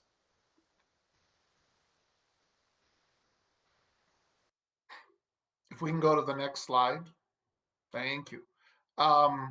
So last week, a short survey was sent out to the secondary instructional staff.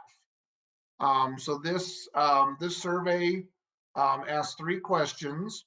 We did get 474 responses, which I will tell you is close to all of the secondary instructional staff. So we got a rather large response. The first question was if a teacher is willing to teach in hybrid mode and have the students back in their classroom. 16.9% of the respondents said yes to that question. The second question was whether or not they would prefer to stay virtual until they receive a vaccine. 33.3% of our secondary instructional staff chose that option. And then finally, there was a question whether or not they would prefer to stay virtual for the remainder of the semester, and 49.8% of our secondary staff chose that answer. Next slide, please. We also reached out to staff to ask them about the vaccine and whether or not they had received a vaccine, whether they've received the first or second vaccine, whether they're registered. 204 staff members have received their first shot at this point. Remember that we have 2,600 staff members. 36 staff members have received both the first and second shot, and that's about 12% of the 1,911 staff members that completed this survey. About 80% of those 2,000 people are registered to receive a vaccine. And I will tell you that that's a terrific number. We have heard much lower numbers in other institutions around the state. As Dr. Cleveland mentioned earlier, Las Cruces has already received 1,500 vaccines for their staff members, and Hobbs, 100% of any staff who wish to be vaccinated received the vaccine. Next slide, please. So one of the things we struggle with when we talk about substitutes, when we talk about virtual teaching versus in person and things like that is ADA. And because the PED did put into the guidelines that teachers shall have an option for remote teaching, this puts us in a little bit of a predicament sometimes when we are trying to fill the classrooms where we have live students. Not that they're not live on virtual, but they're not in person, sorry. Our total approved ADA right now, instructional staff approved to work virtually, we have 67 staff members, 40 are elementary, 27 are secondary. Further requests for ADA instructional staff, we've requested ADA paperwork. We have 6 currently pending, 1 elementary, 5 more secondary. And then we have in a memorandum of understanding that we signed with the union, we did agree to come up with a process to support teachers who might have a high-risk household member. And in that area, we have 21 teachers working virtually. They're all elementary teachers. So we have 117 total requests to teach virtually, 76 at elementary, 41 secondary, and that was as of today. Next slide, please. So FMLA, as Dr. Cleveland stated, is a little bit different because this person is now not even available to teach virtually. These people, when they're on FMLA, are completely out of pocket.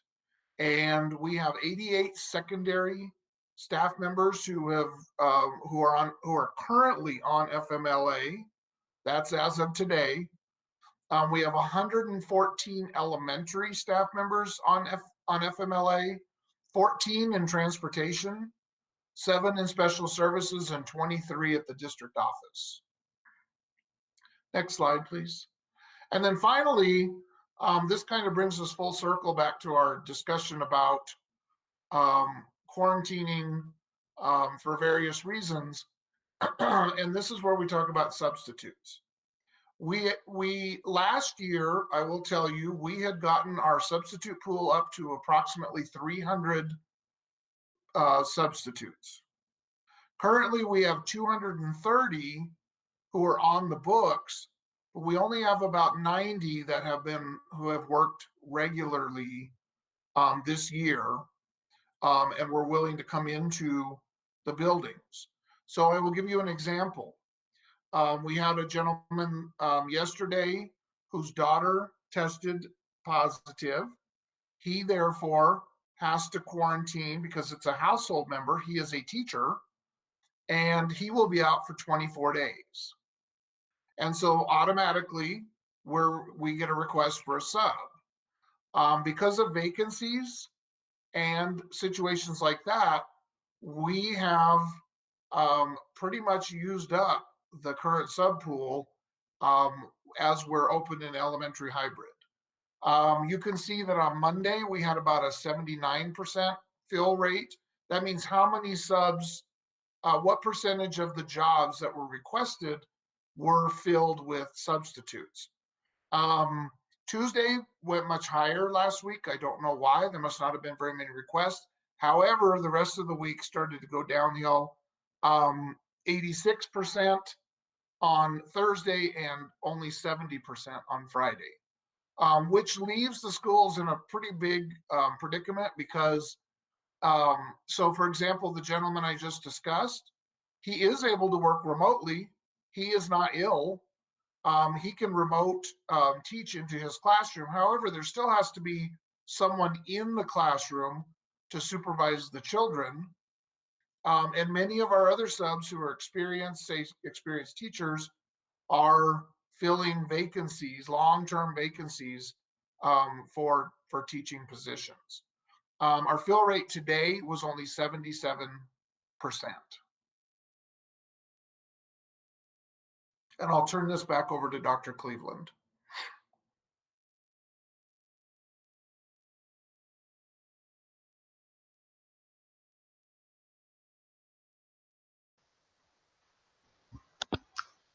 Are you there, Dr. Cleveland? Thank you. I couldn't get the camera back on. We are not playing by the same set of rules with other states, and that's the other thing I think is so important. And Beth Pendergrass has done some checking, as several of us have. We've reached out various places. Beth, if you would, for just a second, kind of share what it's like in Idaho when you have a child or someone who has come in contact with someone with COVID. Sure. Jane, can you skip forward then to slide 24, please? Oh, I jumped the gun on it. Sorry. That's all right. Do you want to go back to 23 really quickly, Dr. Cleveland? I can do that and then come back around. Okay. But the point on it really is just that we're not playing by the same rules. And so we say other states have opened up. They don't have the same requirements we do.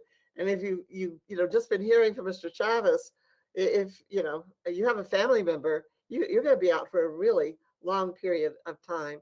So let's just go back to 22 for just a second. One of the things that in talking with the board on the weekend, I was asked if I would spend a little bit of time about extracurricular. We talked a little bit about that earlier, but there are just a few things I would like to share regarding extracurricular challenges right now. Next slide. Thank you. So I think everyone is aware that you have to go fully hybrid as of right now to participate in athletics, fine arts, and other extracurricular activities. And you heard both union presidents talk about how they're trying very hard to get that changed. I know there are other school boards that are trying really hard right now to get that changed. And so we don't know whether there'll be any movement on that or not. Currently, our surrounding districts are not returning to hybrid learning as of now. So Albuquerque is not, Los Lunas is not, Santa Fe is not. We start going through the list, and so it raises the question of who are we going to play as they don't come on to hybrid. And there is some discussion about looking at maybe busing to neutral sites to be able to allow those school districts who have athletes or fine arts or whatever, so that they could participate. One of the challenges that we're faced, and the NMAA is faced, is they have to have a deadline to start setting up the schedules, the playing schedules. And the deadline that they have set up is February the 15th.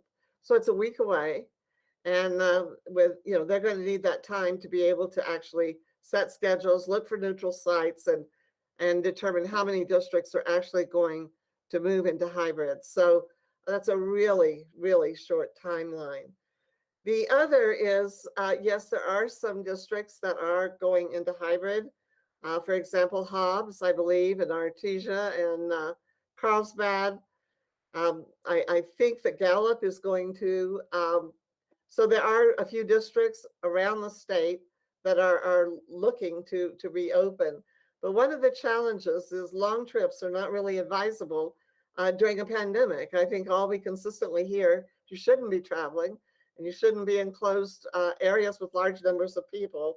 So an 8-hour trip to Hobbs in a bus is kind of problematic in terms of keeping students safe. And we really, think that probably isn't the best choice in terms of student safety. Also, when you have these long trips, you're not able to use their locker rooms or their showers. So when the competition is over, you're going to have to get right back on the bus and come back. And I wouldn't really want to be on that bus personally, but I do understand, that's going to be hard on those kids. It would be very hard not to be able to access those areas. Spectators are not likely to be allowed, and we know that there's a lot of discussion about choir and band and wanting their students to participate if athletic students are allowed to participate. And so they have presented some information studies to the state asking that be reviewed and reconsidered.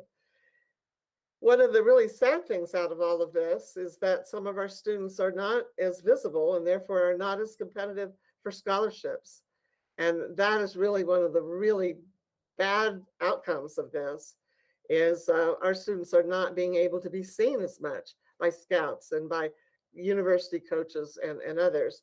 Puts them at a tremendous disadvantage. And so many of the families are going, trying to do that personally. And you can do that, but it's very time intensive and very expensive. We don't have 100% consensus either among our coaching staff, our directors in fine arts and others. While many do want to return, not all do. And some have concerns about their own personal health and safety, as well as that of the students that they work with. And then, in order to actually begin to participate, students do have to be in a classroom for 2 weeks before they can move to the next level of participation. So that's kind of where we are right now. Right now, it's not, it's just pretty challenging because we don't have anyone around us. The only way we would be able to play are long trips or finding neutral sites. And the other issue is these long trips are very expensive.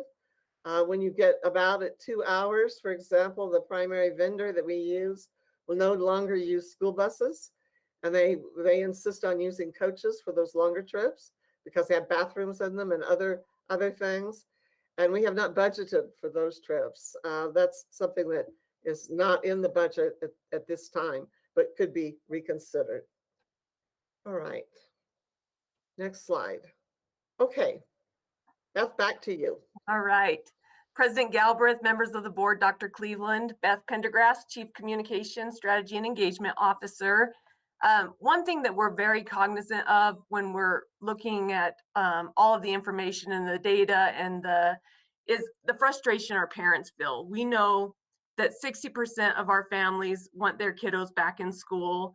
And it's so challenging when you see states surrounding us who have kids back in school, and when the governor announces that schools can reopen on the 8th, it's really hard for parents to understand how different it is for us in New Mexico than it is in other states. And so we wanted to just make sure the board understood that there are different requirements from state to state that we have to abide by, and even from the CDC to what our state requires. And so I'm going to kind of start at the bottom there. Just an example, you know, the CDC, they recognize a close contact as someone who was within 6 feet of a person diagnosed with COVID for a total of 15 minutes or more. Our state has decided, for the purpose of school reentry guidelines, that a close contact is someone who is within 6 feet of a person with COVID for a total of 3 minutes or more. Plus, they include every single person in a classroom as a positive individual and every single person on a school bus. And so that's where things start to get complicated. When I talk to colleagues in different states, and Dr. Cleveland said Idaho is one of them. You know, Idaho has had students back for a while now.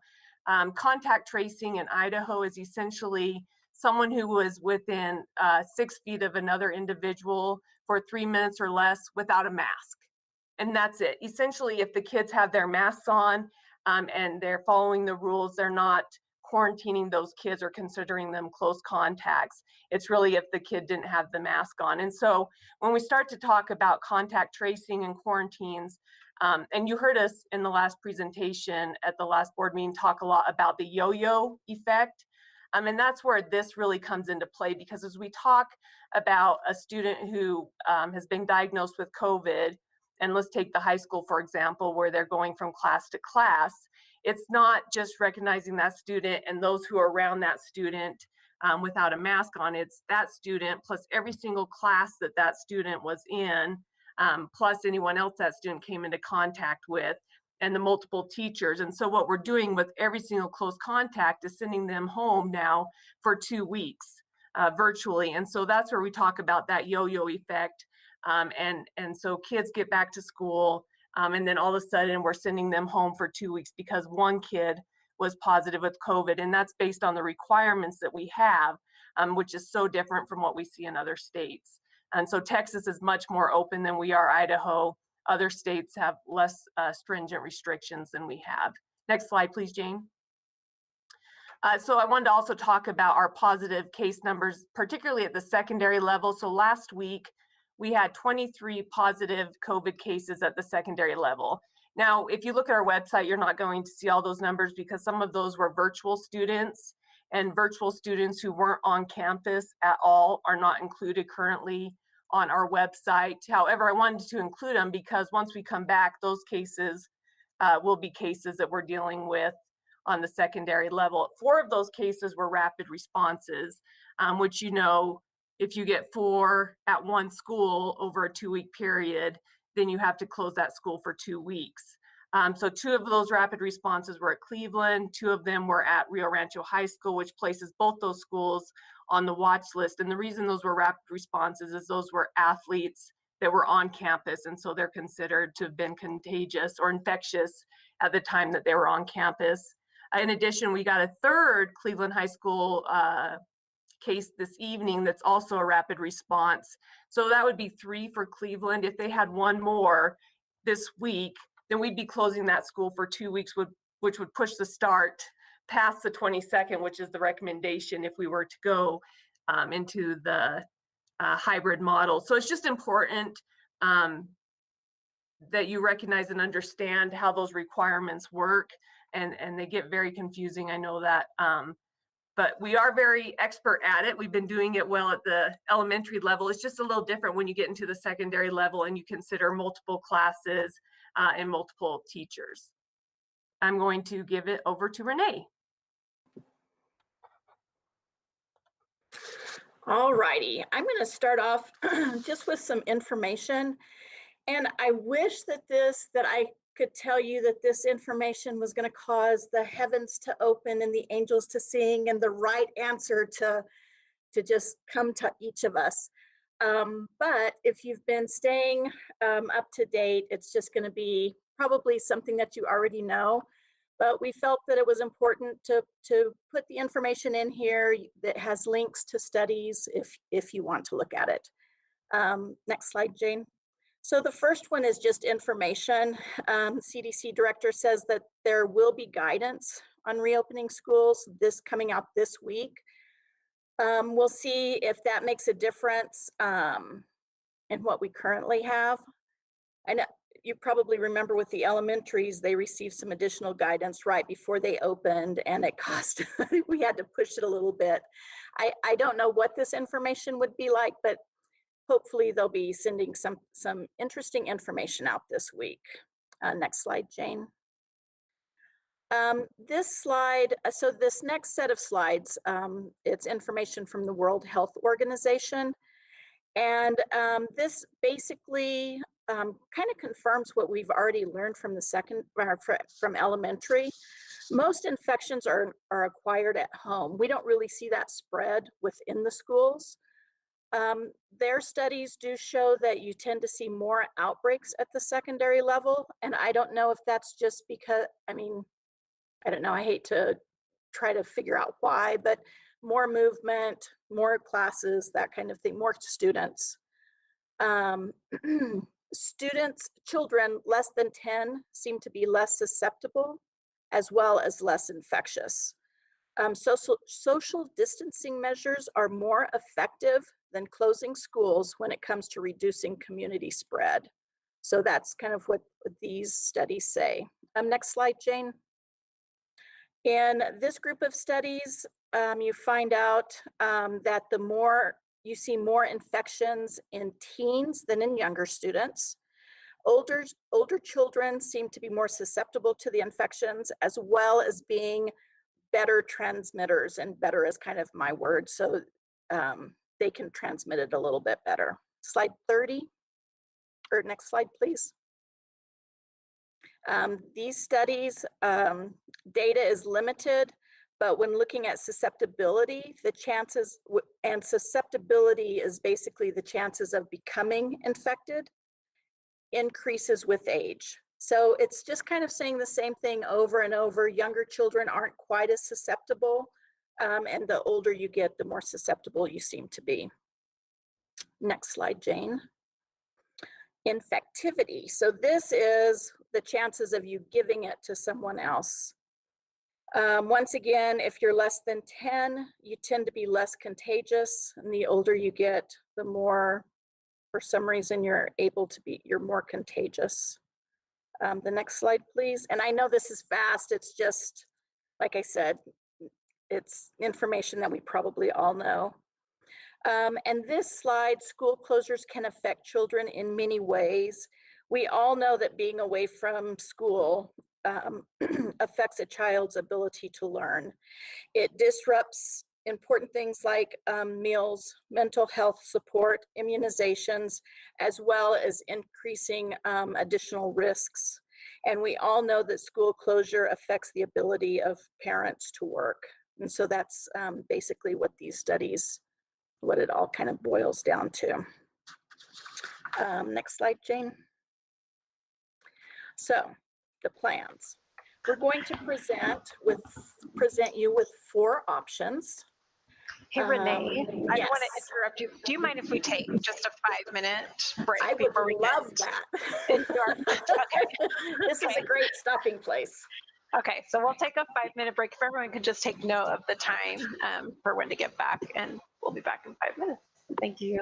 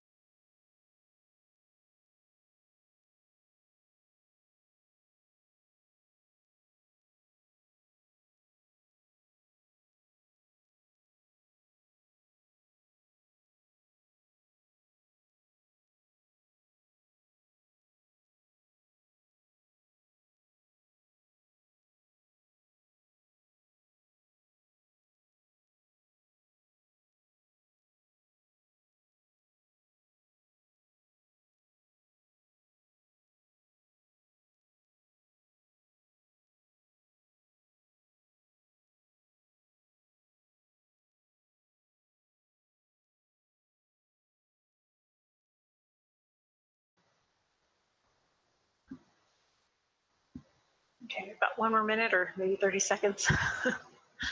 Just a second.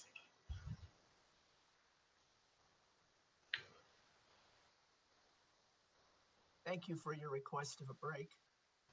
That was Board Member Coleman, which I'm grateful she sent that over. All right, Renee, I think, did we get Jeffrey Morgan back on? Okay, we'll go ahead.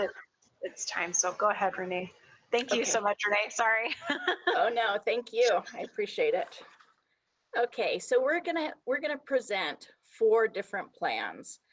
I'll speak to the plan, and then Dr. Cleveland will go through the kind of the pros and cons of each plan. Next slide, please, Jane. So option 1 is a phase-in hybrid plan. Next slide.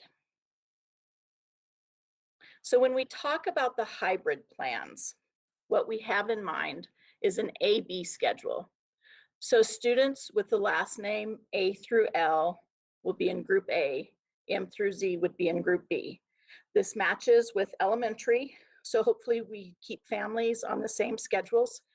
If their students are 4th or 5th graders in hybrid, or if you have middle schoolers in that anyway, that families would stay in the same groups. Group A will attend Monday and Tuesdays. Asynchronous will be Wednesday for all students, like it is now at elementary. And then Thursday and Friday, we have asynchronous Thursday, Friday, but in reality, they would be remote learning. So they could dial in basically whatever Google Meet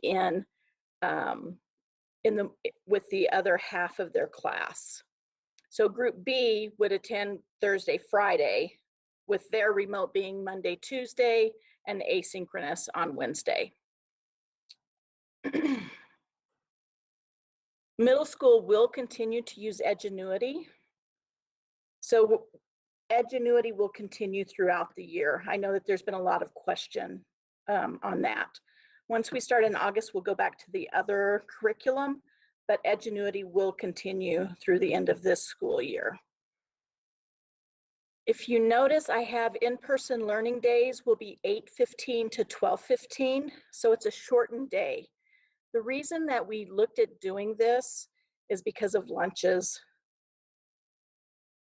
The barriers have been put up in the middle school cafeterias, but if you think about it, they have to sit 6 feet apart, and that really cuts your lunches down by probably about a third, being able to fit in the cafeterias.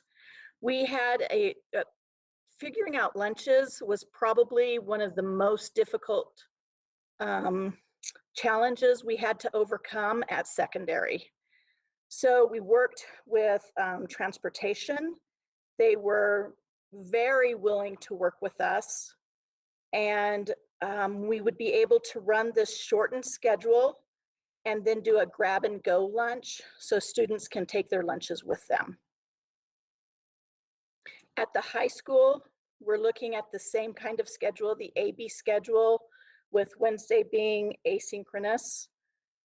Their schedules are also half days, 7:20 to 11:30. Both of these schedules keep students on the schedules that they're currently on.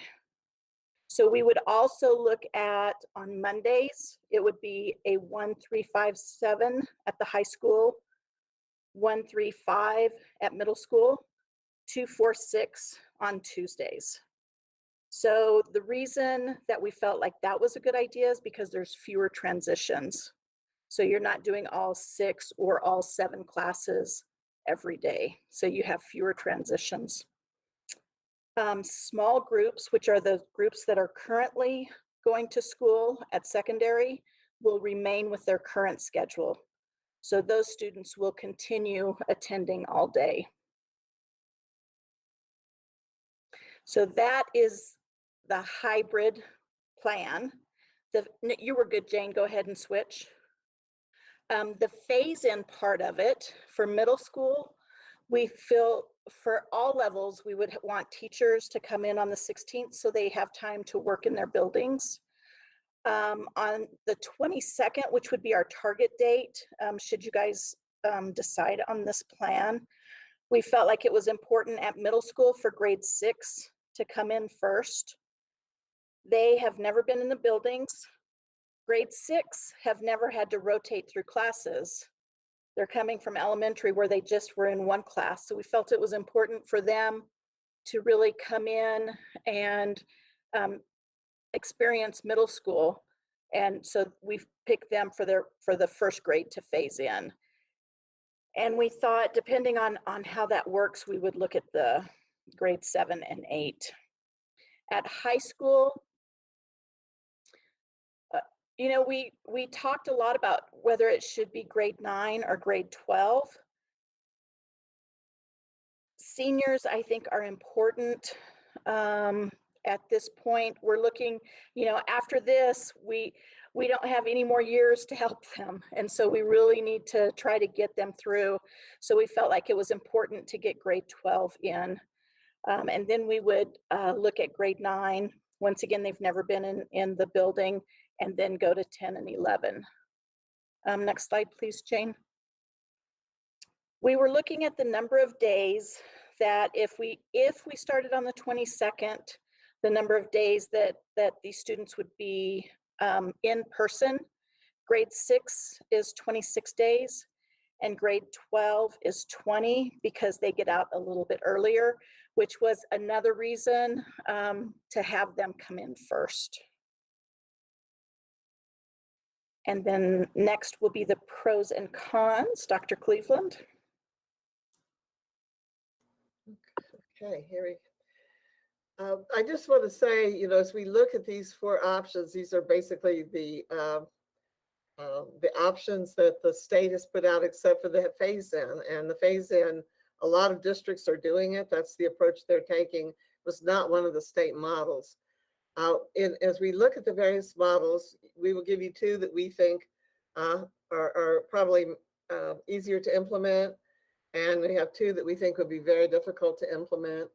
I want to, though, assure the board that whatever the board's decision is, we're going to work very hard to make it work. But we do think that 2 of the models are easier to implement and would be more successful. On this model, looking at the positives and the pros, certainly we know the majority of parents want their children back in school. The majority of students want to be back in school. And certainly all of our teachers want their students back in school, but some are concerned about safety and don't want that until they have their vaccinations or other safety protocols are put in place. One of the positives is that we'll reduce student social isolation. We're hearing an awful lot about that. The students are very isolated, very lonely, very much want to be back in school and interacting with other students. We know a lot of our students have suffered through a lot of issues through the pandemic. We know there's a lot of social emotional needs in our families. And so when you do return to the school environment, it's easier to provide those supports. We're providing them regardless, but it is easier and more efficient and effective to be able to offer some of those services in person. This is a compromise proposal. It's taking from 2 different areas. It's saying, you know, start small, see if you can be successful with that, show that it's safe, show that it works, and then move on to the next grade levels. It does definitely increase face-to-face instruction time, and we know that's the gold standard. We know that's what people want to have. One of the positives, we have some students who have learned to love virtual, but many of our students are very eager to return, and I think maybe appreciate it more than they did in the past when they get back to in-person instruction. And then this one certainly may more accurately reflect our resources that you've learned about tonight in terms of transportation, in terms of staffing, in terms of some other things. Some of the negatives, some of the cons, as you are aware, we are dealing with a staffing shortage. I will tell you that's not unique to us.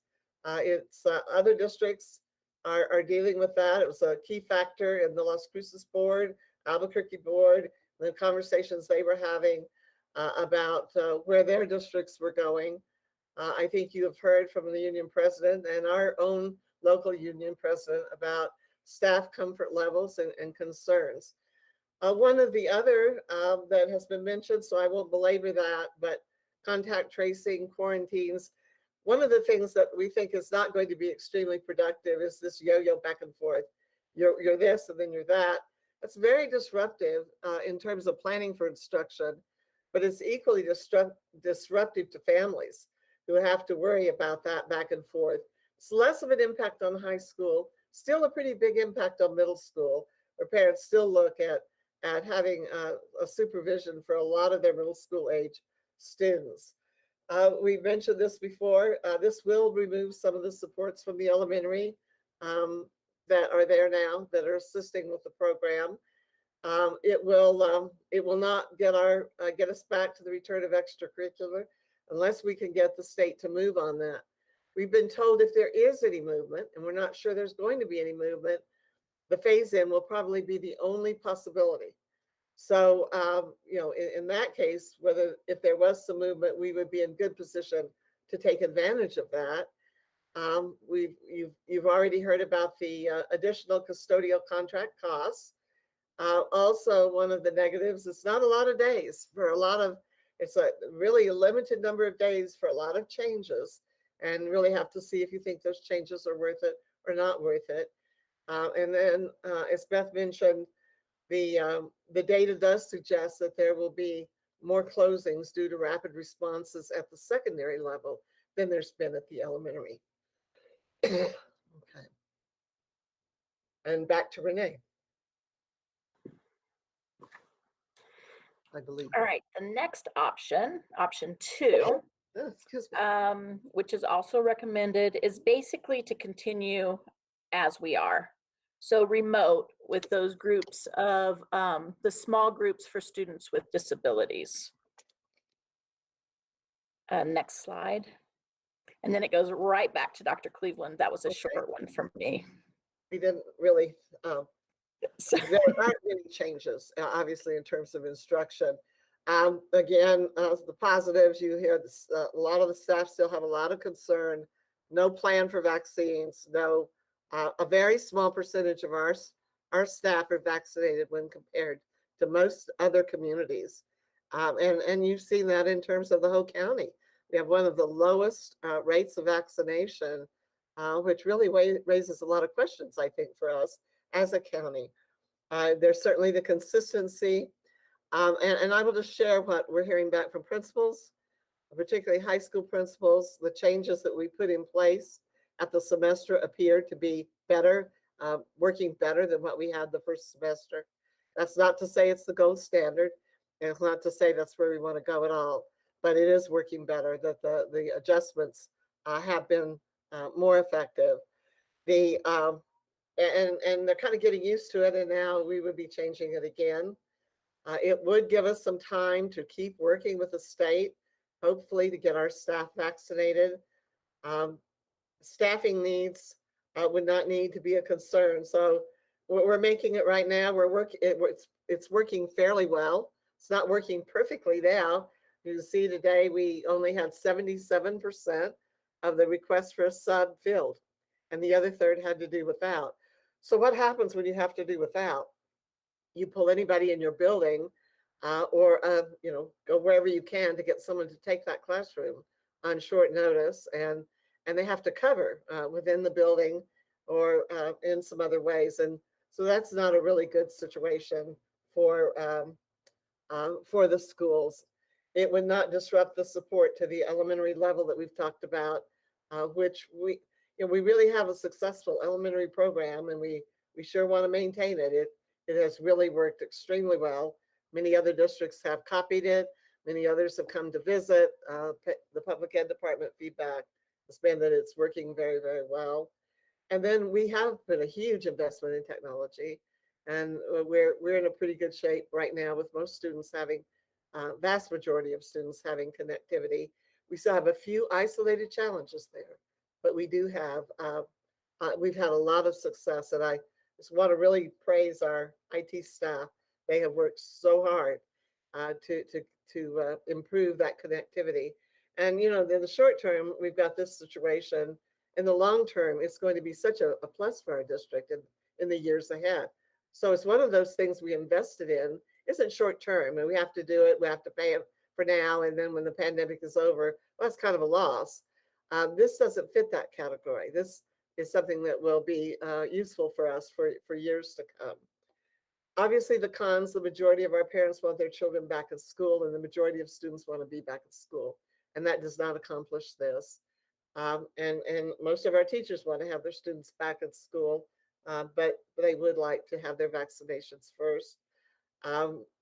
This does not help at all, and this is probably, you know, even if there's some movement, don't know that they'll open it up completely to those that are not phasing back into hybrid and are choosing not to move that direction. And as I mentioned previously, it is more difficult to provide the social emotional supports when students are at home all of the time. Okay. Next slide, please. Okay, Renee. Option 3 is to continue virtual, continue what we're currently doing with our small groups, with the majority of students remote, but then add in some high-risk small groups.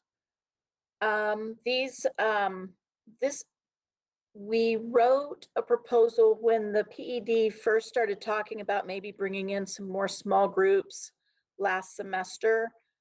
We had written a proposal for these high-risk small groups, and they could be based on counselor referral, IEPs, 504s, a variety of different ways for high-risk students to come in face-to-face. This is not one of the options that we're recommending, and Dr. Cleveland can explain a little bit more about that. Okay. One of the positives is it would provide some additional extra assistance for students who are at the highest risk of failing. And that's a variety of different groups of kids. It would also get some additional students back into the building with face-to-face support. And it would not, it will pull less support from the elementary than the other option. It also, you know, there will be less contact tracing because you'll have smaller numbers of students and the quarantines. So there will be less of a yo-yo effect back and forth if we just expand the small group rather than go to phase-in hybrid or full hybrid. Some of the difficulties that we have with it is it's very difficult to schedule with impacting other students. So yes, you do have some time in the afternoon, but right now those times are filled with all students needing assistance and help and with meetings and other things. So in order to shift to small group, they would become the afternoon, and those other students would have much more limited time to connect with their teachers. But it would be afternoon, and it would be very, very difficult to schedule that and not do away with the other support. I think it's really important that this is tutorial support rather than direct instruction in full classes. So it's not coming in and getting a full class. It's coming in and getting help with your class and getting some additional support. So it's more tutorial than direct instruction. It is also going to be very challenging because we have so many students in need right now, so many, I think, that would want the service. It would be difficult to narrow down to those who would be offered the service. And you often get into a situation in one family saying, well, why does the neighbor's child go and my child can't go? So you would have to have very clear criteria as to who would qualify for that. And it's going to be hard given the numbers of kids in need to be able to work that in the afternoon for small groups and get to everybody. And so fewer students would get to return, and it also does not impact in a positive way the return for extracurricular activities. And option 4 is just going all in hybrid. So we would still be the AB schedule, still a shortened day. all of that would remain the same, but all grade levels would come in. I did want to, as Dr. Cleveland was talking about the afternoons, I did want to address that in the afternoons, it gives teachers time to work with their remote students. When we spoke last week, we talked about the difficulties of having remote and hybrid and in-person students in the same classroom. And that afternoon gives teachers an opportunity to really work with the remote students also. And so that shortened schedule gives that to the teachers. Plus, for the students, it continues on a schedule that's being that's working right now. So option 4, all grade levels go in, and it's not recommended. And Dr. Cleveland can tell you why. Okay. Well, I think we've covered most of this already. Certainly the positives, all students who want to return would be able to return. And the majority of parents do want that. And so all of those same things. It will open the door to the extracurricular activities, and that's a positive. However, as I mentioned earlier, right now we're not sure who we would play, given the number of other districts that are not going back in by the deadline that's been established, or at least not as of yet.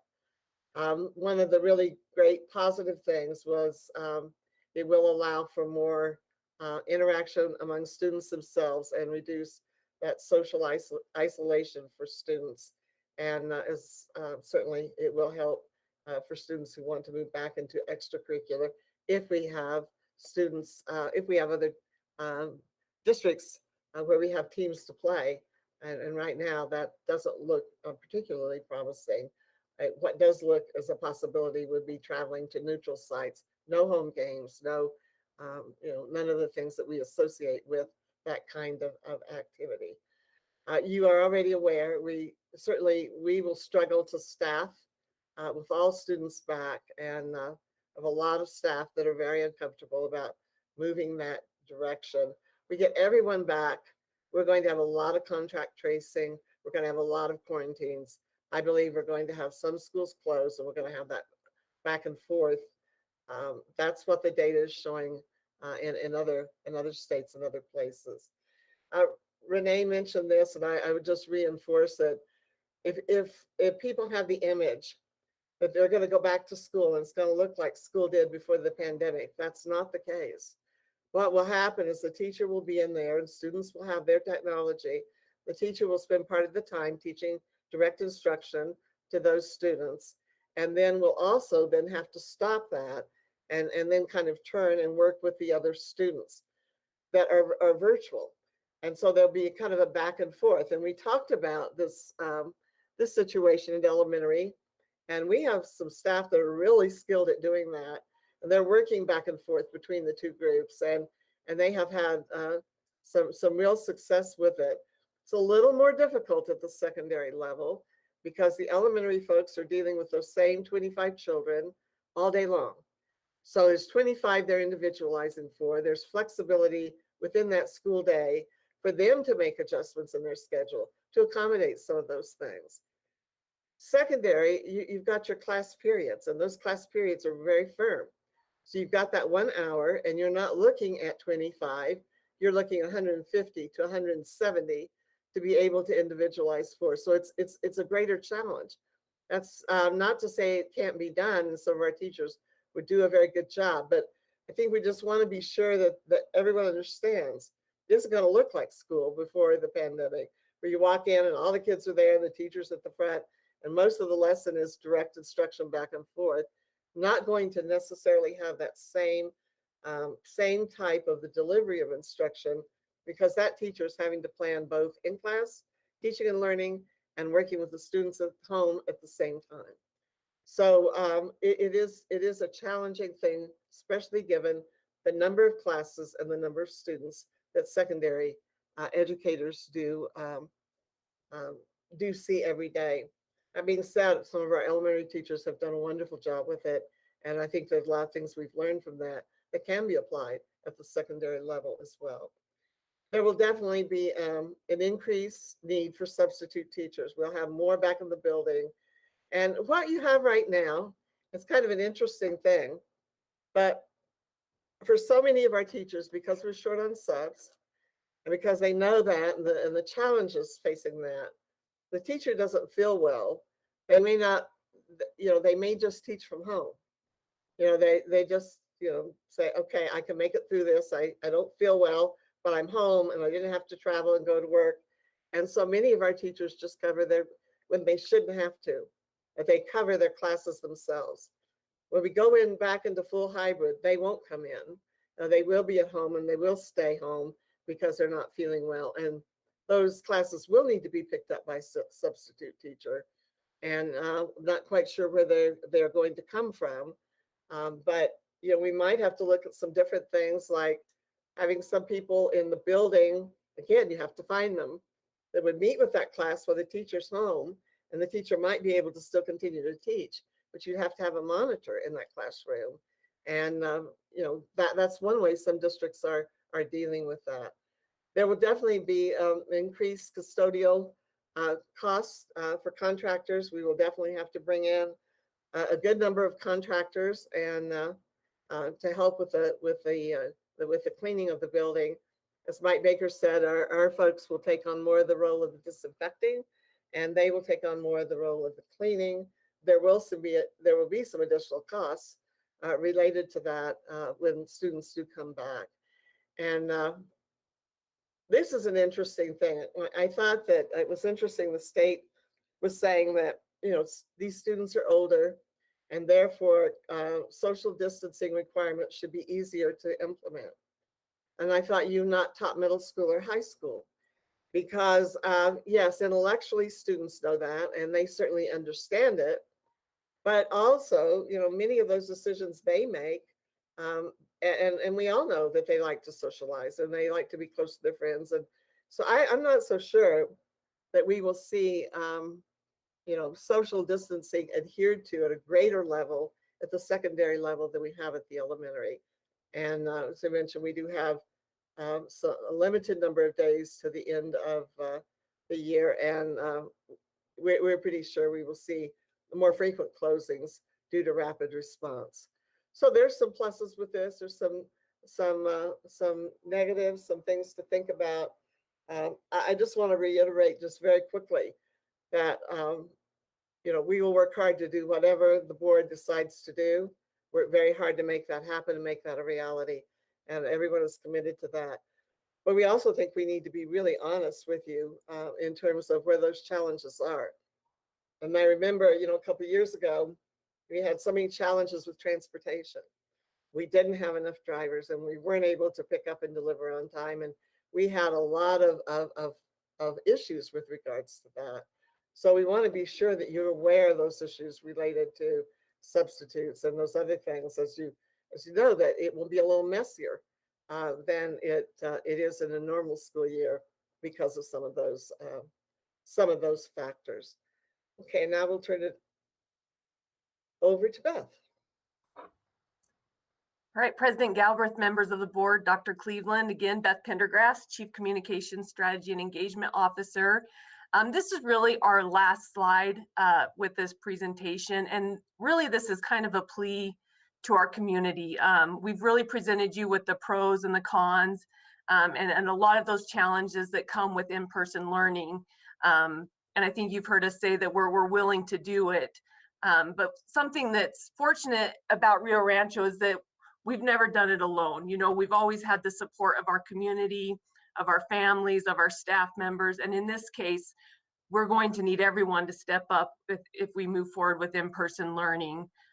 All staff will need to work from their campuses in order to make this work. We're going to need the support of all staff except for the ADA and the FMLA staff members. Students and staff need to ensure that they're following all the COVID safe practices. It's so critical, and it's hard when you get into those environments where you want to see your friends and you want to have lunches with your groups and things of that nature, but we have to be diligent in maintaining those COVID safe practices. Parents, they need to keep their students home when they're exhibiting just even one symptom of COVID. Unfortunately, at the elementary school, it's one of the issues we run into where parents are still sending their kids to school sick. And that's something that we have to deal with when we're doing the quarantines and the close contacts. Parents also need to report to us if, you know, a kid has COVID symptoms, if they were a close contact of someone who is positive in their home or someone else who is positive, or if they have positive results, because we need to move on those rapidly. We need to get those taken care of. And then the big one is students and families need to be flexible and prepared to shift from in-person to remote learning at any given time. You know, we've talked about this all night, the yo-yo effect, having to contact trace and quarantine students. You know, my team makes those close contact calls at the elementary school. And it's very often that we get parents who are upset because we're sending their kid home for 2 weeks, and it's the rules, it's the guidelines we have to follow, and the likelihood of us sending a big group of kids home at the secondary level is bound to happen. And so it's important that families recognize that and they're prepared for that and that they understand that. And really, we want to do what's best for our community. We want to do what's best for our families, for our students, for our staff members. And I think you've been presented with all the challenges and all the pros to each of the choices that we've laid out there. And our last plea is just to our community. And we certainly don't want to lose Secretary Scott's thoughts as well, as please, if you want to sub in our schools, if you want to be a custodian or a bus driver, please apply for those jobs, because we desperately need people to step up and help us out. Thank you.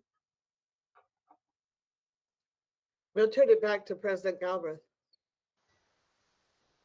Okay, thank you, Dr. Cleveland, and thank you, Renee and Beth, and for all the hard work. I just want to put out there that I know that our district staff has worked so hard on this. I know up until the last minute, these slides were being prepared, and they worked over the weekend, and they worked really hard through last week. And so I first just above all, I want to say thank you for all of your hard work that you've put into these options and into this whole presentation, and trying to help us to come up with a way that we can help our students and our teachers as we move ahead. So thank you so much, Dr. Cleveland, for your leadership, and everyone who works with you in the district. We appreciate it. It was very much a team effort, and you are absolutely right. Lots of time and effort went into it. So I thank the whole team for pulling together, and we're really pretty good because we're all able to see it from a little bit different perspective, and I think that's been a real strength. Everybody wants to make this work, and we want to be successful, and we want to be able to deliver a good product to our community. So thank you. Thanks. Thank you. Okay, so we'll just start going through. So just a reminder as we go through and start to discuss this and ask questions about this report. We will have a couple of items, and then we will come back to and we can discuss it more, and we will then have the vote. But we do have a couple items between this report and the vote tonight on this. But we'll start with Catherine Cullen. You have some questions that you would like to have answered? President Galbraith, actually, I'm going to go ahead and ask that. I'd like to hear what the other board members have to say, because as you know, I have a lot to say and a lot of questions and a lot of data. So if you can go ahead and refer to the other board members first. Thank you. Okay, thank you. But not everyone can do that. No, I'm just kidding. Okay. So we'll go, how about we go with Secretary Scott? I don't know if I know her camera's off, so I'm not sure if she's there. Yeah. Yes, I really appreciate the thoughtfulness of all four proposals. I guess my question is, are all of these doable? Are all four of these doable, or are only the first two doable? And the other two you're not recommending because they aren't really something we could accomplish if we made that choice? I would respond to that, and any of the rest of you on the team jump in and respond as well. In fact, you all may want to come back on camera, those that presented this evening, but one of our team members said, for example, on full hybrid, we could do it, but it's going to be really ugly at times. So we may not have transportation. We may not have, we may be going back and forth. So that's why we thought the two that are recommended are much more likely to provide better results than the other two. But we did not want to not offer all of the options for you to look at, so that you could see for yourself which way. We definitely think the two we're recommending would produce a much better outcome in the short term than going full hybrid. And I really want to remind the board that the phase in is the goal is to get to that 100%. It's just doing a little bit at a time rather than trying to do it all at once. So we are saying that the two that are recommended, we feel will produce a better outcome right now. I'd like to have the others, any of the rest of you want to respond to that? Yes, Dr. Cleveland, President Galbraith, I'd just like to add to that.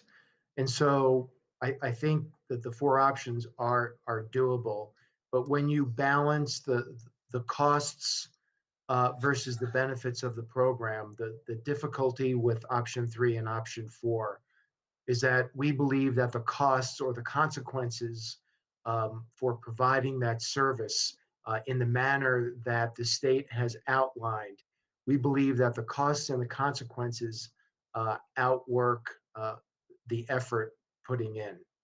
And so therefore, that's why we have recommended option number 1 or option number 2.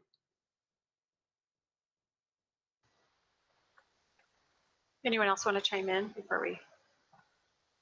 Well, my follow-on question, I guess, would be, what about not taking spring break and delaying a little bit so that we could have a consistent 3 solid months of education? Was there any thought put to that, and what are the pros and cons to that? So you are saying taking a break and then coming back later? Take the spring break right now. Okay. And then use that week to keep consistency, because what I was hearing you say is the challenge is some people will go away and then they'll come back and potentially cause problems. Whereas if we don't have a spring break and we just stay in classroom mode, we could get in 3 solid months of education. I think there are two things that would need to be considered with that. And one is that families who have already made plans are not going to like those plans to be disrupted. And we feel that we have that a lot whenever we change our calendar for any reason, that families say, well, we already made our plans and we're still going to go ahead and go. So I think that's one. The other, I think, would also have to be balanced by our staff are tired and they've worked a lot. They have really put in a lot this year. And I think for some of them, they really are looking forward to having that break. When that break might not be as important to them as assuring that they actually get the break, because I think they need it mentally to be able to continue to move full steam ahead for the second semester. But would anyone like to add to that? Yeah, Ben? I would just add that when you consider also, we have a negotiated agreement in the contract, and Mike Chavez could probably talk to this more, but we'd have to look at renegotiating, I believe, the schedule that we have for staff members. And so that would present a challenge as well. Mike, do you want to add to that, Mike Chavez? Yeah, I think that, it really would present a lot of difficulties, not just for our families, which it definitely would, but I think a lot of our staff, and we're working hard to do everything we can to support our staff. And I do think that we would probably get, some pushback on that. And that we'd have to really work. So I don't know how quickly we could even do something like that. We'd really have to work on, an agreement to do something like that. I would add there are some school districts doing that. I do know that Gadsden is changing their breaks, so it's not something that's out of the realm of possibility, but it would take some doing to accomplish that.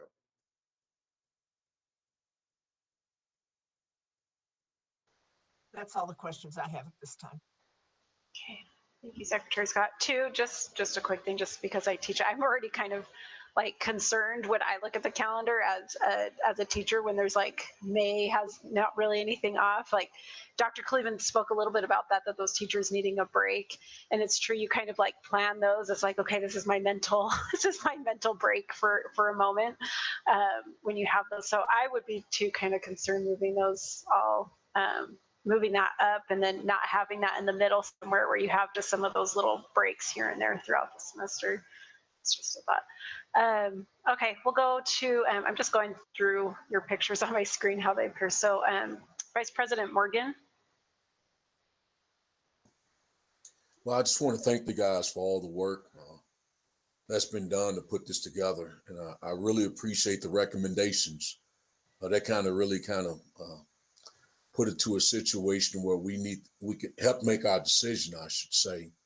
And Dr. Cleveland, I really appreciate you explaining the pros and cons. I think that really gave a clear understanding behind why you guys gave the recommendations, and on the other two, why you're saying not. So I really appreciate that information.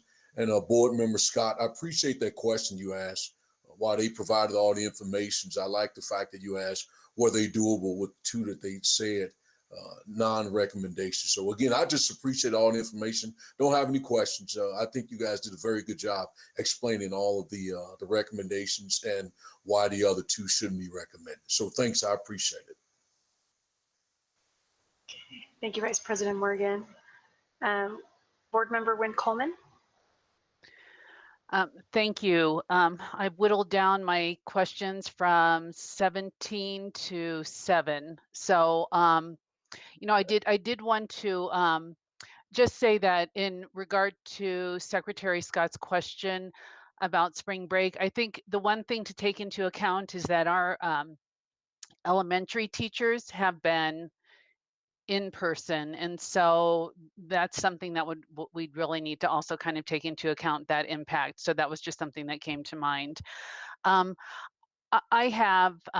will start with my questions, but the one thing that right now is difficult for me is getting, and I understand the moving pieces of all of this and things constantly changing.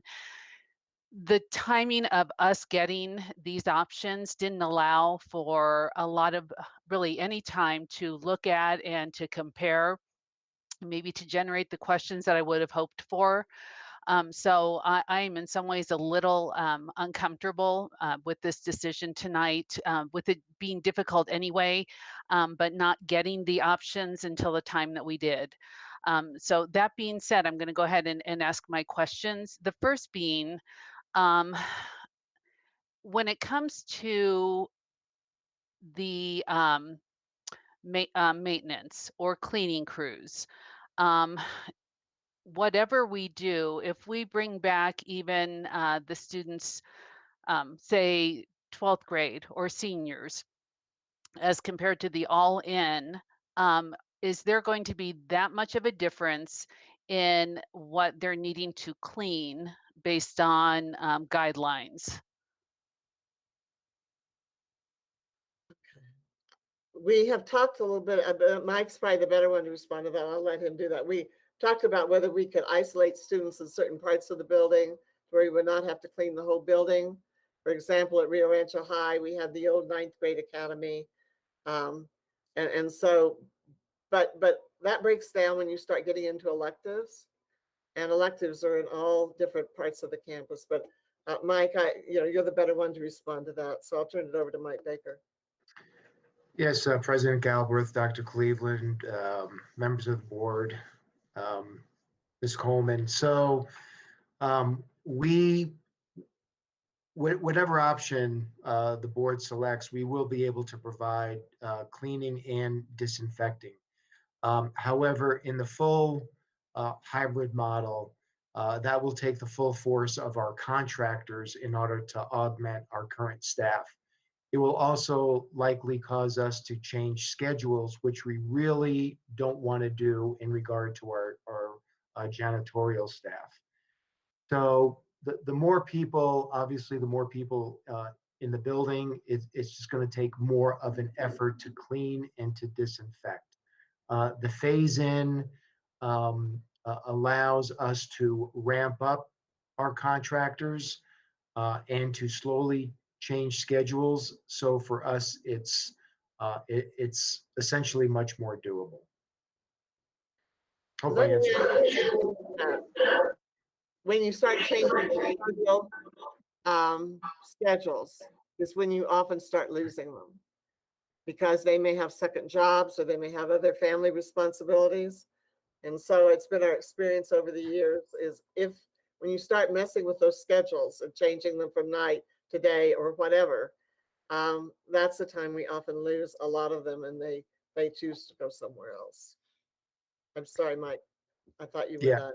Please. No, and to add to that, we also, by union contract, we are required to give them a 2-week notice if we do change their schedule. So that's something that we certainly want to avoid if we can. Okay, thank you. I'd also like to know if we do option 1, for example, or the kind of the phase in, at what point is it not worth thinking about bringing back the other grades? I think that depends on how quickly we're able to move. But you raise a really good point. If we struggle with it and end up with a lot of challenges, back and forth, school closures, whatever, there will be a point in which it wouldn't make a lot of sense to move forward. But I don't think we know that until we phase in a grade level at each level, how quickly we would be able to move, if at all. But the intent is to move us in other grade levels as quickly as we can.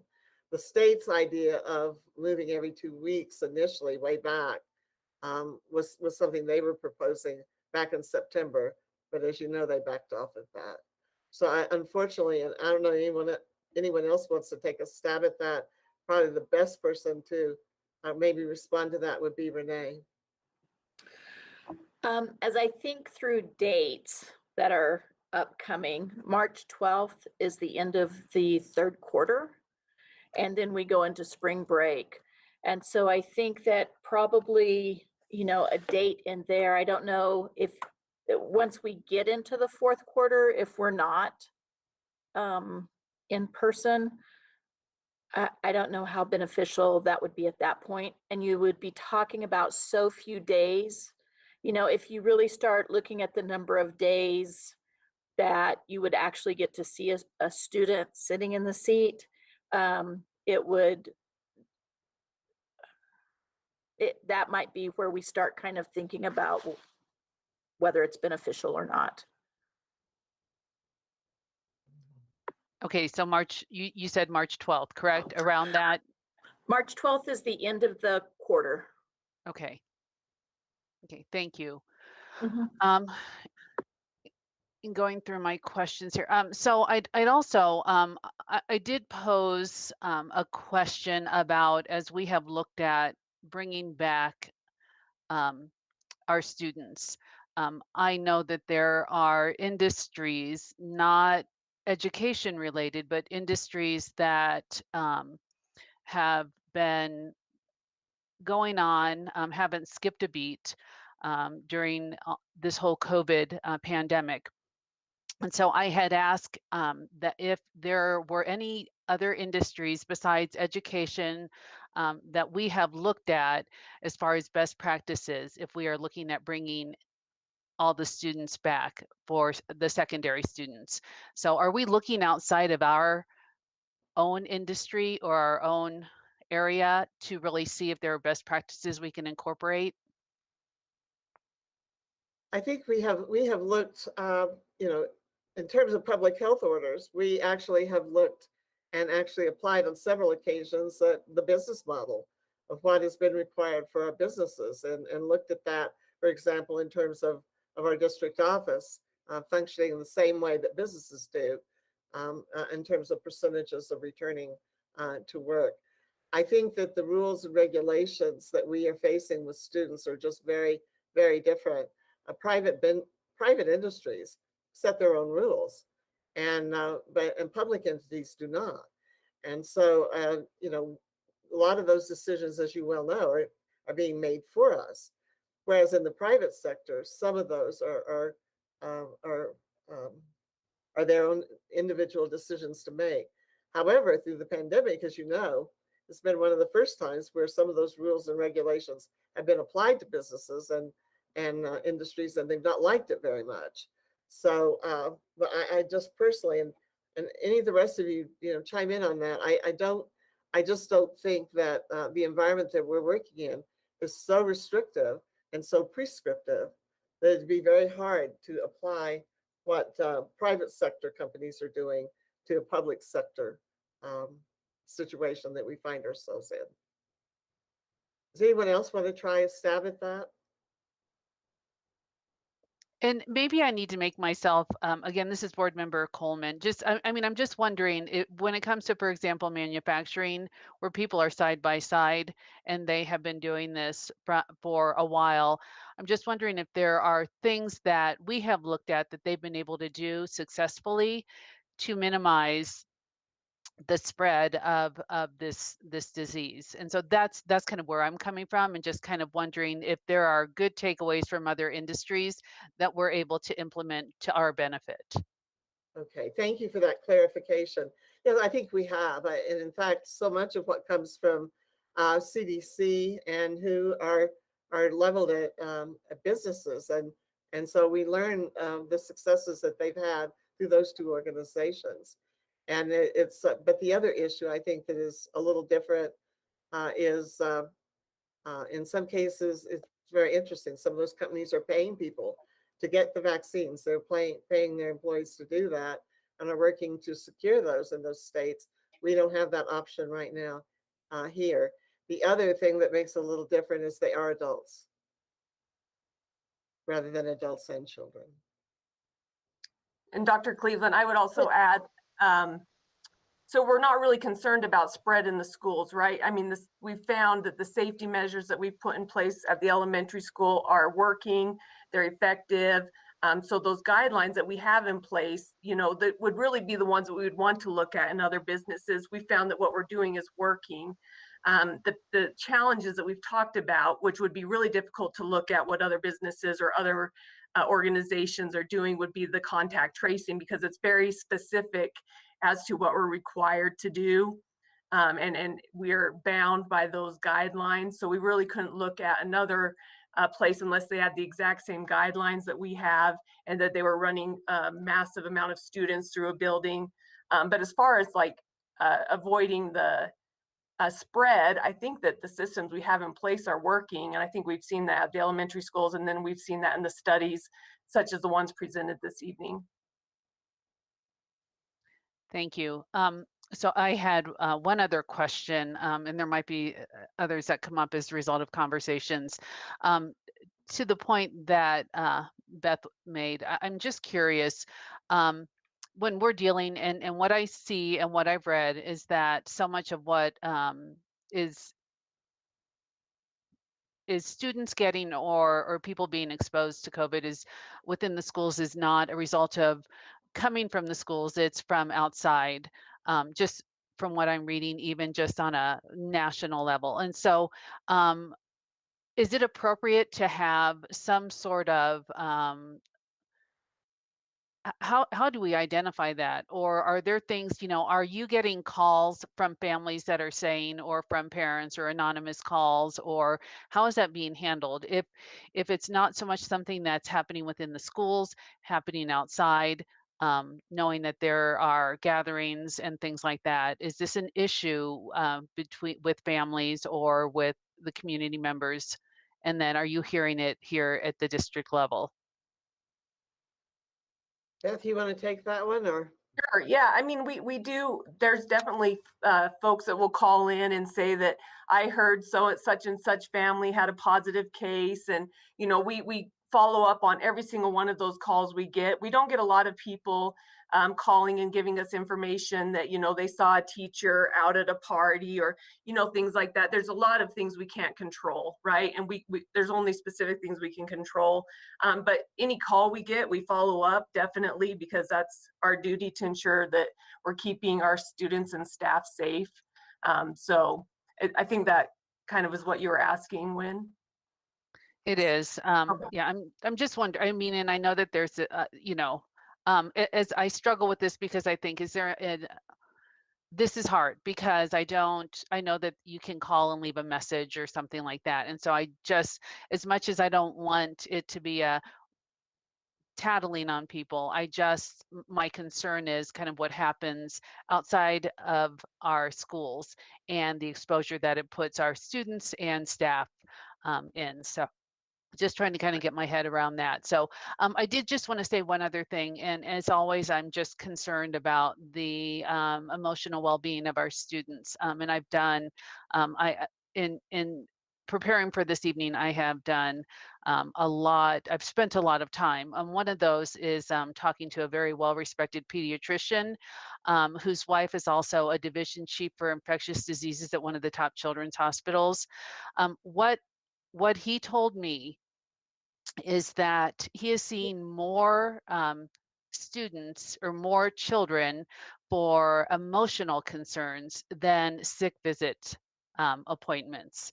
And that in a very short amount of time, he saw 3 11-year-olds that really were expressing suicidal ideation, including one that had a very specific plan.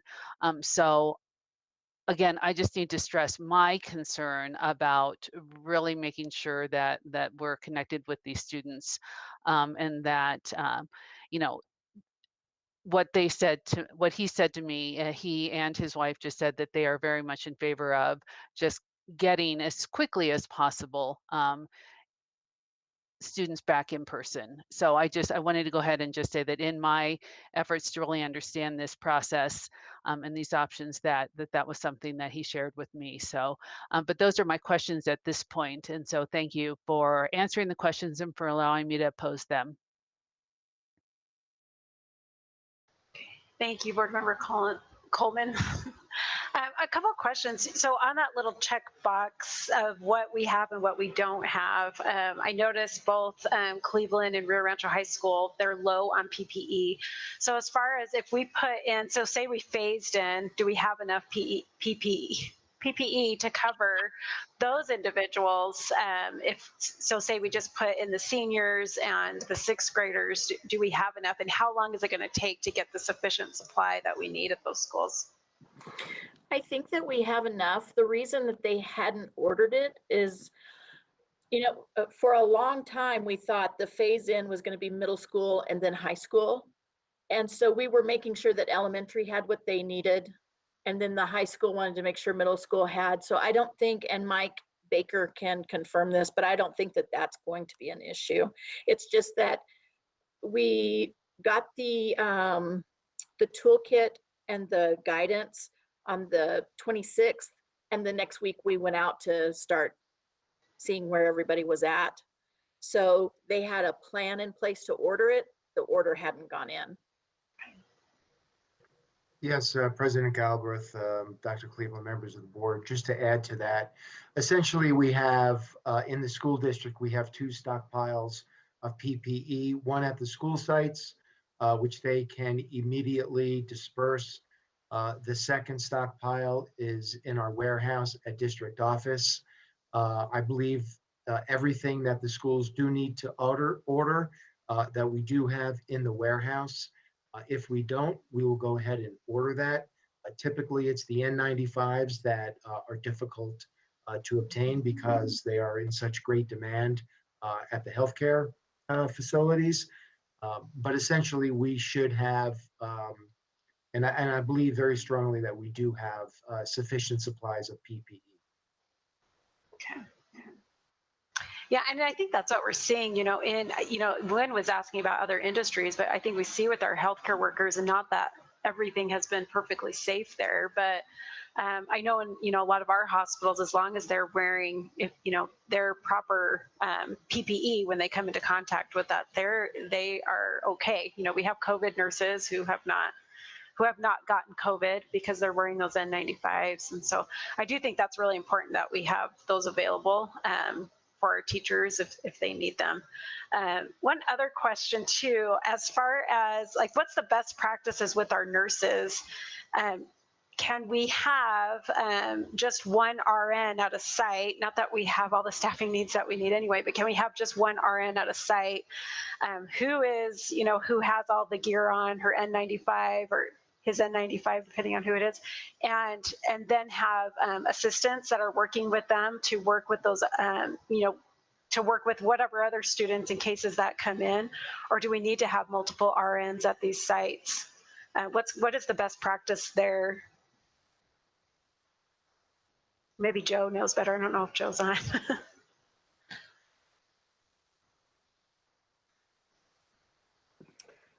I think, you know, I mentioned earlier, there's not any standard that you would find anywhere that says one nurse is sufficient for a 2,600 student high school for in the best of years.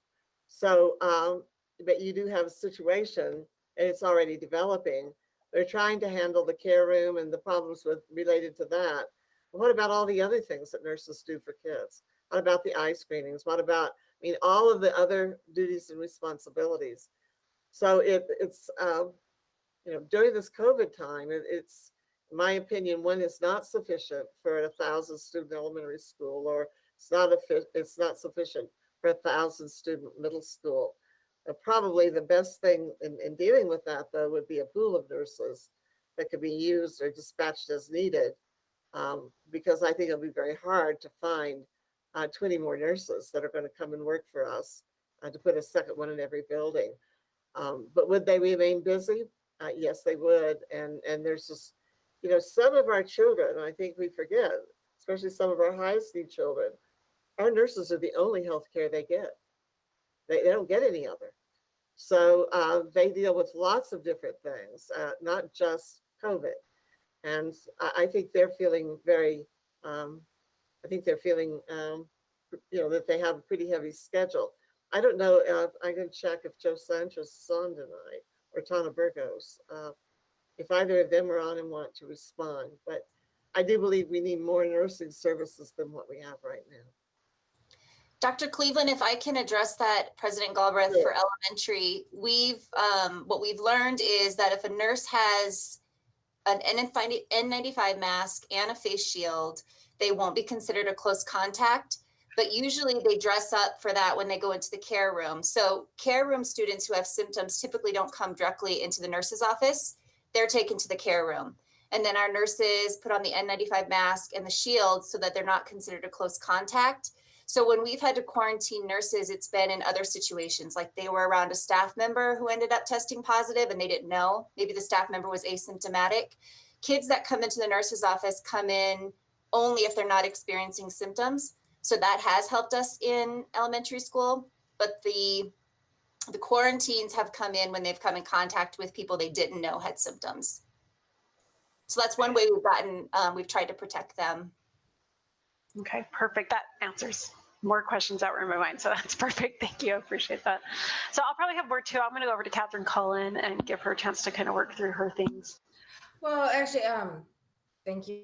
I don't have a lot of questions. I mean, a lot of it's going to probably be on the discussion when we decide to take a vote of what we're going to do. I think it's because I've done a lot of research on some of the studies, the American Journal of Medicine. So what I'm going to do is the one question is that on option one, all staff will work from the building sites on the option one. So we'll be bringing all the teachers back to work in their classrooms and do it virtually.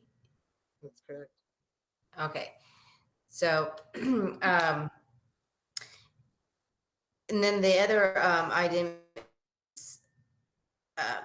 the whole time of the extracurricular sports, I think has certainly been an issue. This is not really a question for you in your presentation, but I do think that the board does need to send something to PED in reference to that. some kind of statement saying that we need to, as a board, we need to make sure that those are not tied together. Whether it's just, I believe in local control for school boards to make a decision, but they really tie our hands when they do some of these things and don't actually give us much control. They're letting us pick, certain things that we want to do and how we want to return our classrooms. But then it always comes with some kind of restriction. And this one is the extracurricular. And they're saying you have to go full hybrid to get the extracurricular. So I do think that the board does need to send some sort of message on over to PED in reference to that we don't think it should be tied in, as well as I believe that we do need to have them look at the choir and band. There has been research in reference to that, to allow that with the extracurricular activities. And they actually have a study, and I believe that they really need to look into that and allowing the choir and the band if we're able to do extracurricular activities. A lot of this for me is just to follow the science. We've talked a lot about science over the months, and not to follow politics, but follow the science. And I think that there's been a lot of things going on across all the United States. We're seeing, like you said, we're so restrictive. And I was wondering how in the world all these other and all these states, how they're staying in. And now that's really explained about how restrictive it is here on some of these things and how they're counting the cases and close contact. So again, so some of this stuff will be where I'll discuss it during our, when we're looking at what options we want to. So I'll go ahead and go from there. Thank you. Thank you, Catherine. And on that note, Dr. Cleveland, is Las Cruces working on a draft of a resolution? I can't remember if we had this conversation or for, pulling apart those extracurriculars. It seemed like there was one district that was working on that. Both Albuquerque and Las Cruces. And so I'll reach out to them and see if they, actually Las Cruces asked for support for the resolution from the Rio Rancho district. And so I know they have one for sure. But the Albuquerque board also has put one together and asked, and I don't think they're the only districts. I think there are others across the state. So we can see what they have and share that with you and try to get something up to the public ed department as quickly as possible. Good. Yeah, I would definitely be interested in creating a resolution or signing on with their resolutions for that. I think that's really, really important. I've also been telling parents to every family that has talked to me and called me. I start calling Santa Fe and putting it out there, your thoughts on that. And so I think that's really important that we need to do that. So board, I know we are going to discuss this more, just as Catherine Collin was saying. Are there more questions currently that you have on, and then we can get into a bigger discussion as we go to the vote, but are there any more questions or any other comments you'd like to make? Go ahead, Wynn Coleman. Is there any way we can put, and this might take too long, but I really wish I could see the options all on one screen. Is that too hard to do? It just helps me. So I know the difference. I don't know as far as time-wise, if we can, I mean, we have a few minutes in between, if we can kind of put those. I just would like to be able to, I just would like to be able to see and to really, I'm just kind of that person where visually I just need to be able to kind of take a look at the options to make sure and there might be other questions that I have as a result of seeing that. So I don't know if it's possible. It just would be helpful for me if we could. Does anyone know how we can do that? Because I'm not the person to ask for that, that's for sure. Board Member Coleman, I could dump those into a Google Doc that Jane could pull up. The question I have, 3 of those options didn't have a bunch of specifics under them. They just have kind of what it is. Are you just looking for what it is? Or do you want all those specifics with the first option Or I just don't like these I don't want pages? the pros and cons. I just want what option one, what it entails. I mean, because as we're having this discussion, and I know that you all have worked so hard on this, so I want to first of all say thank you. But just not having the time that I would have preferred because everything's such a moving process. I'd like to just be able to see all the different options easier. So if not, I can go ahead and I'll just on my screen, I'll just go ahead and see if I can bring it up and split my screen here. So let me Go see do what I can something. do. I'll see what I can do. Yeah, Beth, I wonder if you could just copy and paste like the square Yeah, that's what I of would each one. recommend. Yeah. And stick them on the sheet. Okay. Okay. So we have some time. Other questions on this currently? No, good. And like I said, I think, and especially for those who are watching our meeting, I think we're going to hit on more things and kind of go into a lot more discussion here in just a few minutes as we, like 5 minutes from now, as we get to where we're going to vote. Okay. Just a comment, and again, thank you, all of you, for being understanding.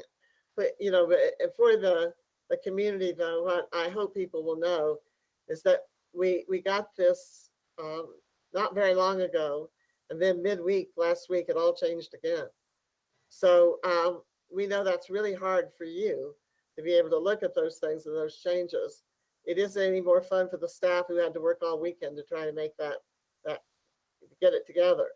So the timelines have been they've been very difficult, but it's not anything anyone could control, and it's what it is. And the timelines they come up, and we try to respond to them as quickly as possible. One of the things we've shared as superintendents with the public ed department is these timelines and short turnarounds are killing everybody. It's just hard. There's not time to look at everything, and you're having to pull information together so quickly, and not time for the board to look at things. And their response is that, it's kind of the same thing. They say they're getting that kind of change all the time from the federal government, and they're forced to change and respond to it. I'm sure that's true. So it's, we're trying to move things in very quick order, but it is not, it's not really easy to do. And the timeframes are really unrealistic in so many ways, but we're running out of time. I mean, several of you have already mentioned that. We're running out of time to do certain things this school year. We're just by the first of next month, it's 3 months and we're out. So thank you for being understanding. And and thank you for speaking with me this weekend on some of the things that you wanted to see. We tried to be able to incorporate those things into the presentation. Madam President, Dr. Cleveland, members of the board, the other thing I just want everybody to keep in mind is we're fortunate in the sense that we have a large number of students already in our building. And I know tonight we're talking about secondary, but as a public school system, we've done an incredible feat in getting elementary in, and it's taken a lot of work to figure out how to stabilize that and plan that. So as we're looking at bringing more secondary students in, I think any incremental amount is a huge success on top of what we've already done. And I know everybody's anxious to get all the kids in. I have 3 in secondary myself, but I also know that I don't want to see it happen at the consequence of everything being sacrificed. So I think we have to be really thoughtful about, as we're adding kids, how to do that in a way that is beneficial to everybody and to keep what we're going working. So I want that emphasis to be that we've done a lot of really great work already. And a lot of other districts are trying to figure out how to get kinder through 12th grade in. So fortunately, we aren't trying to figure that out tonight. Thank you, Jana, for adding that. I can see, I'm watching you on my screen. I can see, I am so grateful for everything that you've done with elementary and getting that in. And so I think that was it's a really good thought for us to think about as we kind of go into making these decisions. So thank you for adding that. Dr. Cleveland, is there, oh, I see Wynn hold on. Wynn, go ahead. Do you have a question? It's so funny, the little hands that come up. Just go ahead. So I was curious, Dr. Cleveland, if you could speak to And I did bring up here, so I'm scrolling through the PowerPoint. When it comes to the high risk small groups, is there any way that those groups could be incorporated with one of the other options? Like, for example, option one, no, I would say option two. If we're going to start to bring back the seniors, for example, is there any way that we could also bring, in addition to that, maybe kind of a small group? We've definitely looked at that and talked about that, and some of the scheduling might be challenging. Renee has done quite a bit of looking into that, so let me have her respond to that. Yes, we have looked at it, we have considered it, and scheduling is somewhat difficult to do. Renee? It really it really does revolve around scheduling. You know, you would have to look at doing it a couple of different ways. Either all of your staff is in the building and those students would just go to their classes, but they may be one or two in a class when the teacher is teaching online. If you wanted to do a support type class for them, you would have to find time. The teachers already have their schedules, and so you wouldn't be able to schedule another class into that teacher's schedule for a support or tutoring type of time. So it really is a difficult, when you look at the logistics of bringing students that aren't necessarily all in one class, it's difficult to figure out how logistically how that will work.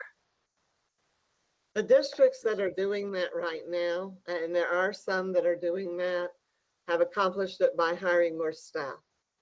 And that is the way that they have dealt with it. And in some areas, we do have some additional staff that work with some high need populations. Some of those staff could be utilized for that. But working it into the regular classroom teacher schedule will be very difficult, short of asking them to give up any planning time they might have or the other kinds of activities they've already scheduled. We do have some additional money, as you've heard. We're not in, you know, we probably could do it financially to hire some additional staff. Problem is if we could find them. But that will be the challenge is finding some additional staff to do that. And I know Santa Fe is doing something like that, and they are using some of their federal dollars for it. But it's just if you can find the people and the schedule, the combination of the two. And let me just say one other thing about that too, is I think we would definitely look at that. And to the greatest degree that we could do it with some of these groups, we would do it. I just don't want to mislead you to think we would be bringing in large numbers of small groups, that we have the capacity to do that, because I don't think that we do. But in some areas, we might be able to do it. And in those areas where we could, we definitely would add those small groups with the other options. Thank you. And thanks for, I see that Jane has put up a condensed version. So thank you. It just makes it easier. I appreciate all the effort to get that up here. Yeah, and thank you, Board Member Coleman, for recommending that. Honestly, it would be awful if we all thought we were talking about the same option and we were all actually talking about different ones. So I think this will be helpful as we go into our next phase. And thank you, Beth Pendergrass, for putting that together on the fly for us. We appreciate it. So other questions current on this, the current presentation, other comments that you'd like to make at this point? Board? No. Okay. Dr. Cleveland, do you have any other comments you want to give before we kind of go through our other business and come back to this? No, I think everything's pretty much been said. We'll wait till we get to that agenda item if there are no more questions from the board. Okay. Okay. All right. Well, thank you. Thank you, everyone, for that presentation. I do want to say it was so nicely done and put together that I feel like I have a really good understanding of all the aspects of it. And so I really, really appreciate that as we move forward. And honestly, just the slideshow as a whole really helped me to kind of to be able to see all aspects of that. So I want to thank you again for putting that together and taking the time to do that. Okay. So we will we'll move on to item H, to approve our consent agenda. Are there any questions on the consent agenda? Items that need to be pulled off and put onto the agenda, the regular agenda? I move approval of the consent agenda. This is Noreen Scott. This is Board Member Catherine Cullen. I second. Okay, Jane, can you take a roll call vote for us? Yes, I will. Vice President Morgan, Yes. Board Member Scott, Yes. Board Member Cullen, Yes. Board Member Coleman, Yes. President Galbraith. Yes. Thank you. Thank you. Motion carries. Okay, and then there's been a request for just a short break before we get into our business. And most of that business is going to be about our return to in-person learning vote. So we'll just go ahead and take another 5-minute break, and then we'll get right back to it.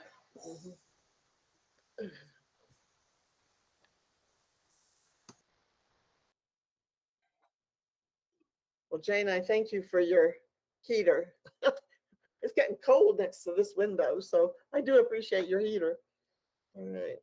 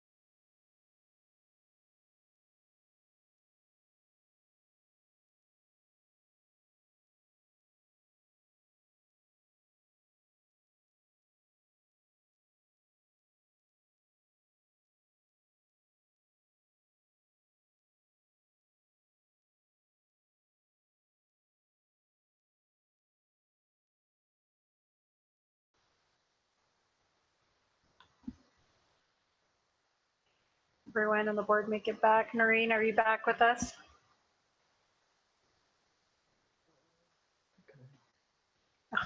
I'm back. Okay, all right. All right. Dr. Cleveland kind of startled me when she came back on with the mask there for a second. Okay, so we'll now move into business. First is a report. The Board of Education met in a closed executive session on February 8th, 2021, under Section 10-15-1H7 of the New Mexico Open Meetings Act to discuss pending litigation with legal counsel.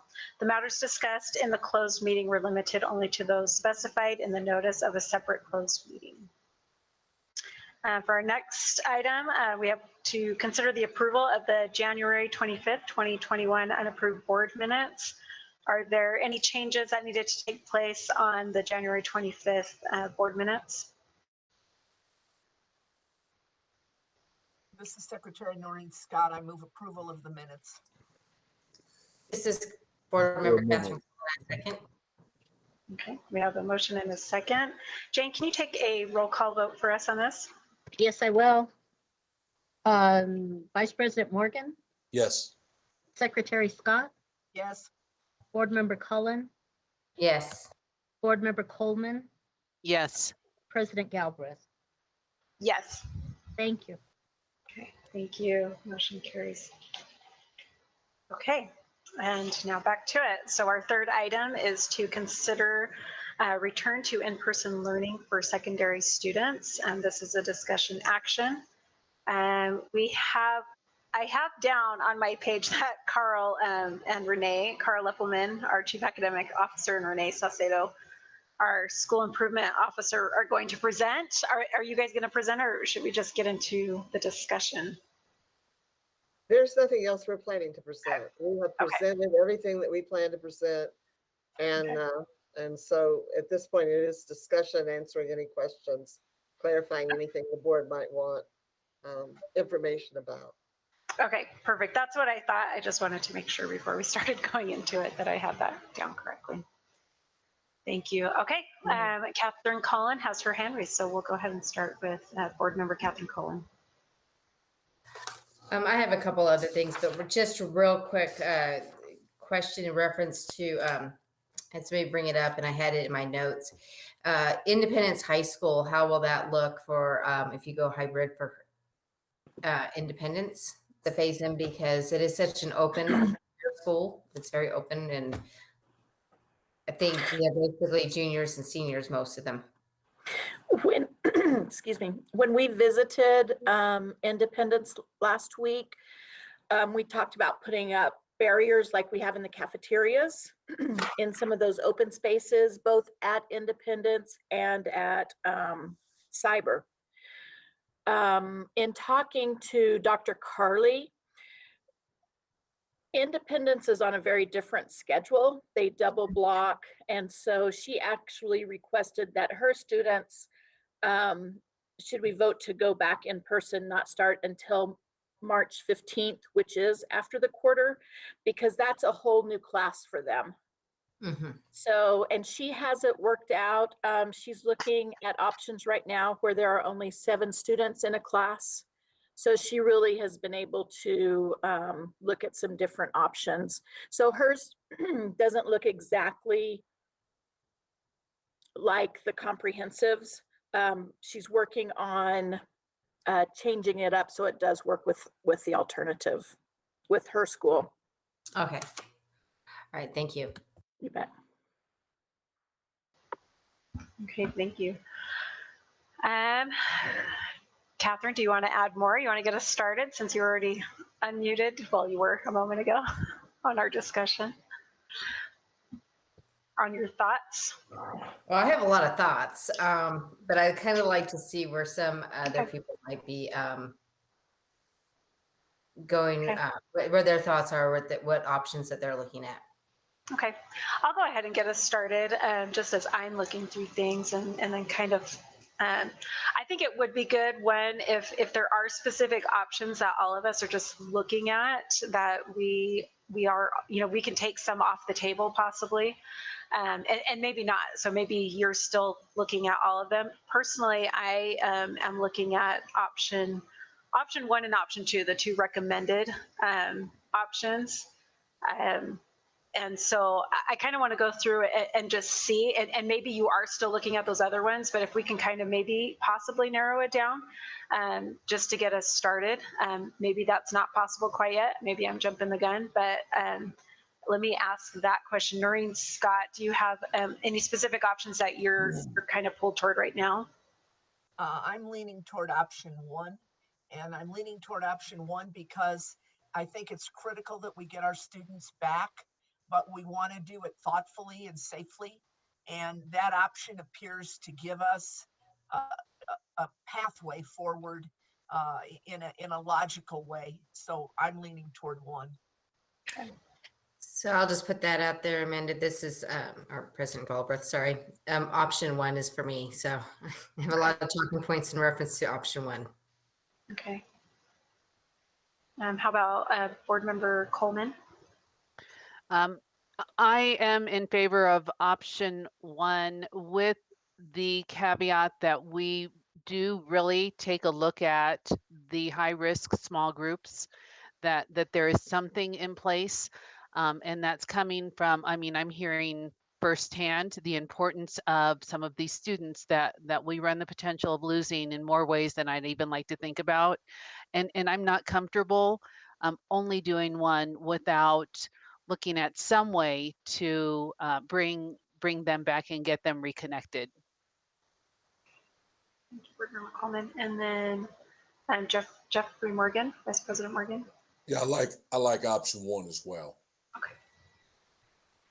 And this is Board Member Catherine Cullen. And that's actually what Dr. Cleveland and I actually texted you about on Saturday, was particularly starting with seniors and doing high risk. But I know that by the presentation that I've listened to today, it sounds like it would just be extremely difficult unless we can get more staff to bring in that high risk along with the option one. Is that correct? Which you had mentioned before. And realistically, could we, I don't know, I mean, we could certainly look at it, Board Member Coleman, because it was one of the ones that I had suggested to Dr. Cleveland this weekend. It was one of my concerns, is bringing some of those high needs, especially when,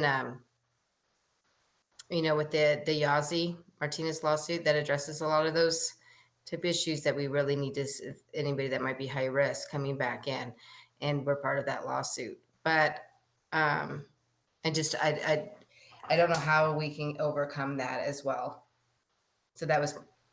Well, you know, and also, and I'm sure Dr. Cleveland has some thoughts on that, but, you know, as we look at option one, I think the nice thing about it is it is a phase in, and I think it gives that little bit of leeway to the district to, you know, say we start with the, you know, that sixth graders, seniors, I don't think it's closed off. So I think that that's definitely, I would think, something that they can kind of start looking at, you know, even if we just vote on option one the way it is, that's still something that they can start looking at, and how to bring those kids in safely with the appropriate, you know, staff that we need for that. Dr. Cleveland, do you want to reply to that? Yeah, I think that, as I mentioned earlier, there are some high needs students where there are additional staff already hired and are already part of our district. And when we have those situations, it's going to be a lot easier to bring those students in because we've already got some additional staff for meeting some of their needs. So I think we could obviously start there and then try to work from that to see how far we could go and actually make it work. But I don't want to oversell it to you. I don't know how far we could go without additional staff. And but there are some where we do have some additional supports in place. I'm thinking, for example, some of the additional supports we have for some of our children who speak a language other than English, or some of our Native American children. We have some extra supports already built in that we might be able to utilize for that. So it, you know, we could come back and really share with you what things we could do and how far that would go. But as I said, I don't want to oversell it to you.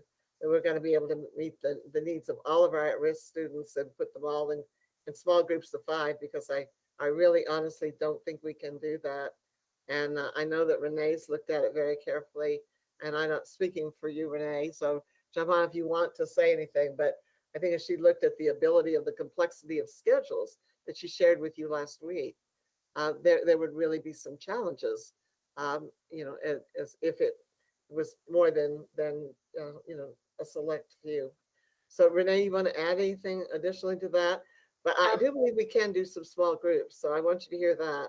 I want you to think that it would be the same as if we weren't doing the phase in, if that was the choice. Renee, go ahead. And the 2 groups that you just spoke about were exactly the 2 groups I was thinking as Board Member Coleman was speaking. Our Native American liaisons and the English language learner, I think that we could definitely do something there. I also think that, and Board Member Coleman, you mentioned this to me in our conversation, and again, I thank all the board for taking some time to visit with me. Some students, the challenges may not be academic as much as they are social emotional. And we have specialized counselors who could work with some of those students in some of those cases. And we have some social workers, and we have some additional staff in those areas where we could be responsive to needs in that area. And I know that was a real concern of yours and Board Member Cullen and others as well.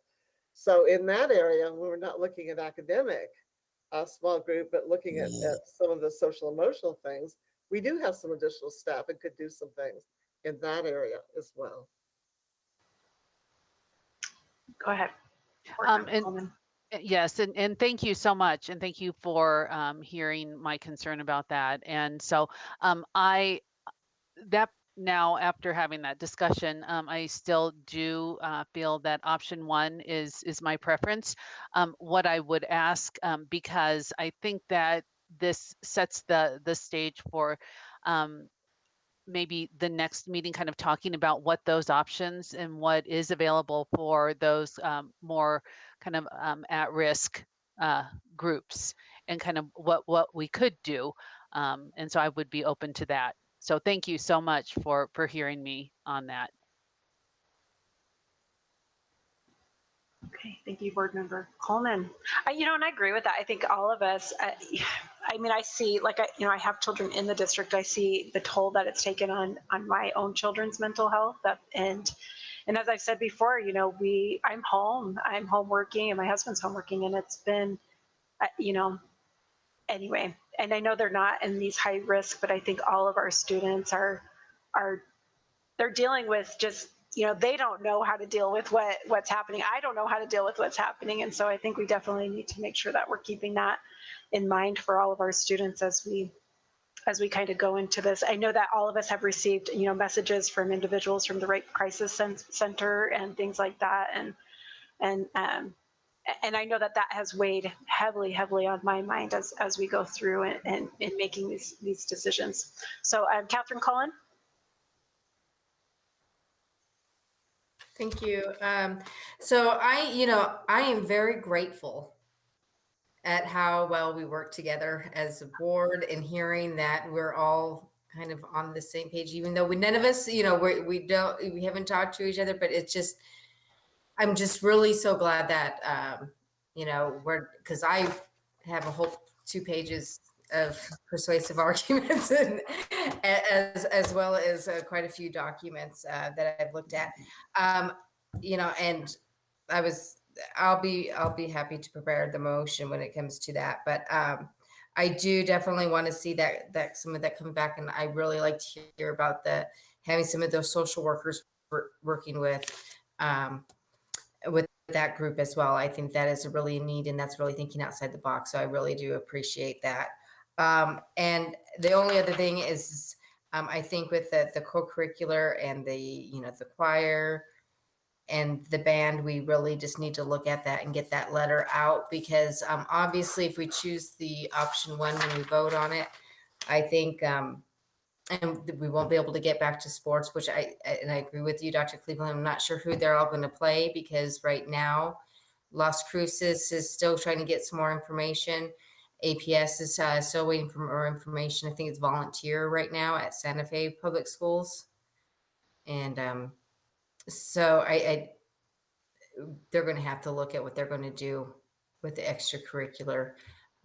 So I do think, we don't have it on here, but I certainly think if we can get in touch with Las Cruces for the resolution, like you had mentioned, President Galbraith, if you can get with them, and then just make sure that check with them in reference to the choir and band.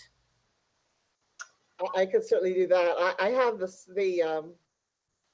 from their superintendent, I do have the key components that are in it, and her request that other boards come and support it because she thinks there's strength in numbers, and I very much agree with that.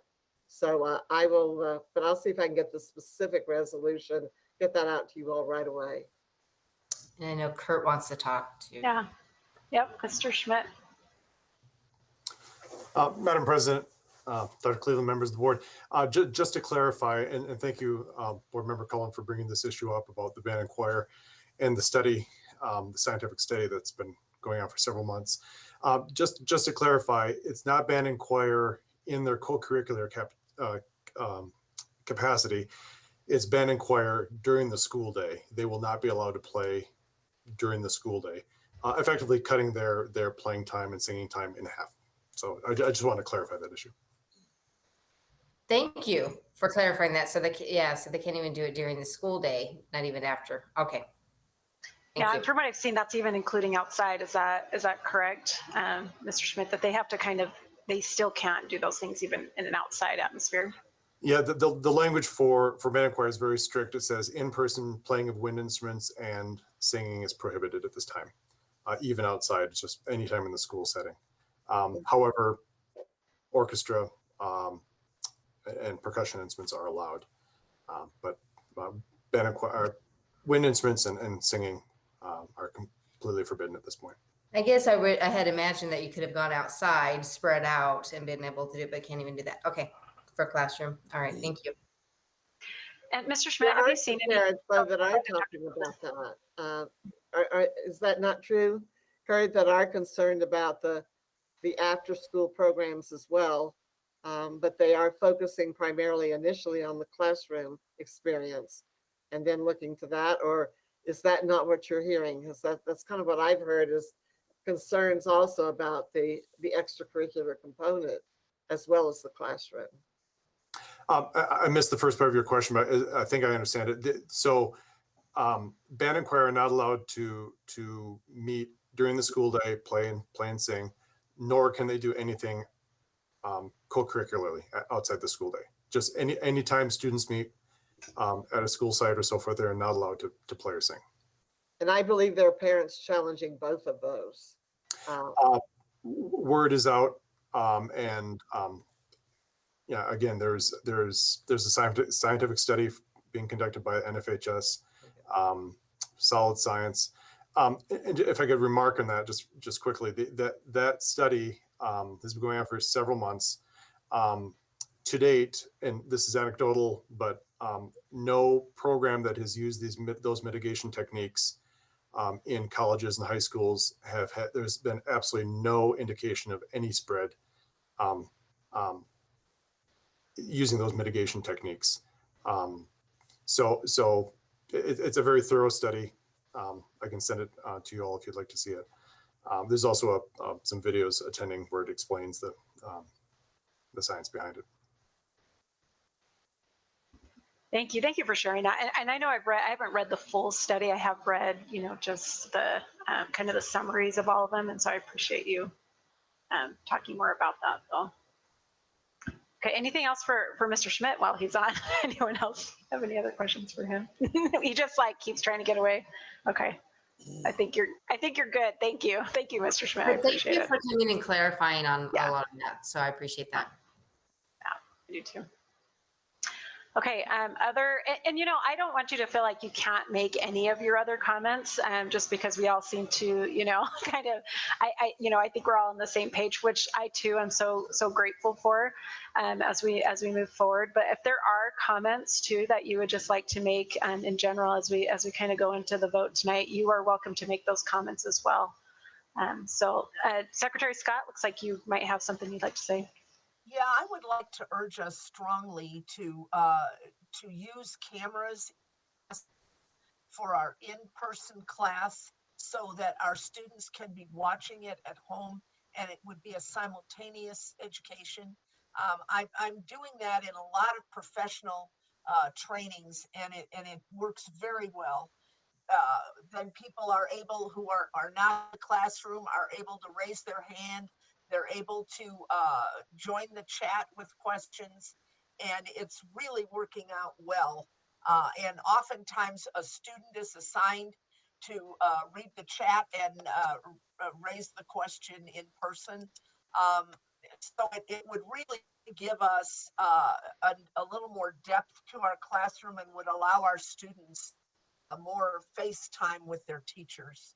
And I realize there's an investment to that, but it seems to me that with many people's laptops, it's already available.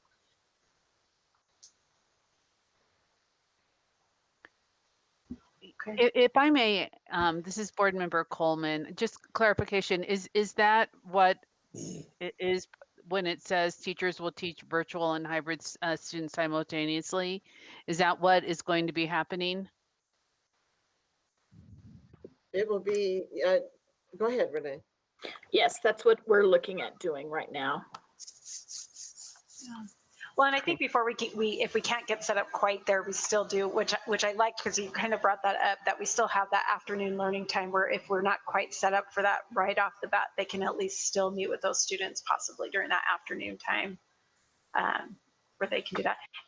And I want to say too, I thought that just was a really good idea to keep it just the way it was, where they have those morning classes and then that we still have that afternoon time. I thought that was a really very, very wise way to put this together. So thank you for that. There are some camera systems, and I think that's what maybe Noreen was also referring to. There are some really good camera systems that do make it much more interactive and much higher quality. The price tag was pretty high. And so, but that may be something we want to look toward the future and beginning to equip some of our classrooms with those kinds of systems. And Paul Romero could certainly share with you what that looks like, what that cost looks like per classroom. But there are some ways of making it, you know, much more interactive, much more effective than just the computers. Thank you. Other comments from the board that you'd like to make? Catherine, I see you're unmuted. Did you have something you wanted to share? Yeah, I just kind of some of the points that I had written down. You know, I have to just say that how thankful we are that pre-K and elementary have been virtual since September. They've done such an amazing job, and they were out there even before the vaccinations even came out, as well as, you know, during when we had high cases, and they really did work through it. And I have watched other board meetings of some other districts, and I have to say that I'm grateful that we went through that with the elementary, because questions that they were asking is what we were asking back in the summer. And so we had gotten through a lot of that. So I'm very appreciative for all those that are back there, the principals, the teachers, the staff. And they've worked through a lot of this, and we already know the issues with the buses and the PPE and everything else that people had questions on. We've been able to manage that for the last several months. And then, you know, I know some people are concerned about bringing some students back, but, you know, we know that the CYFD LFC hearing had a briefing back in August. You know, teachers and staff are they report a lot of the abuse, and they've had seen those numbers drop, and because they're not in the classroom. So that's another issue of reporting for our students. And of course, the social and emotional needs.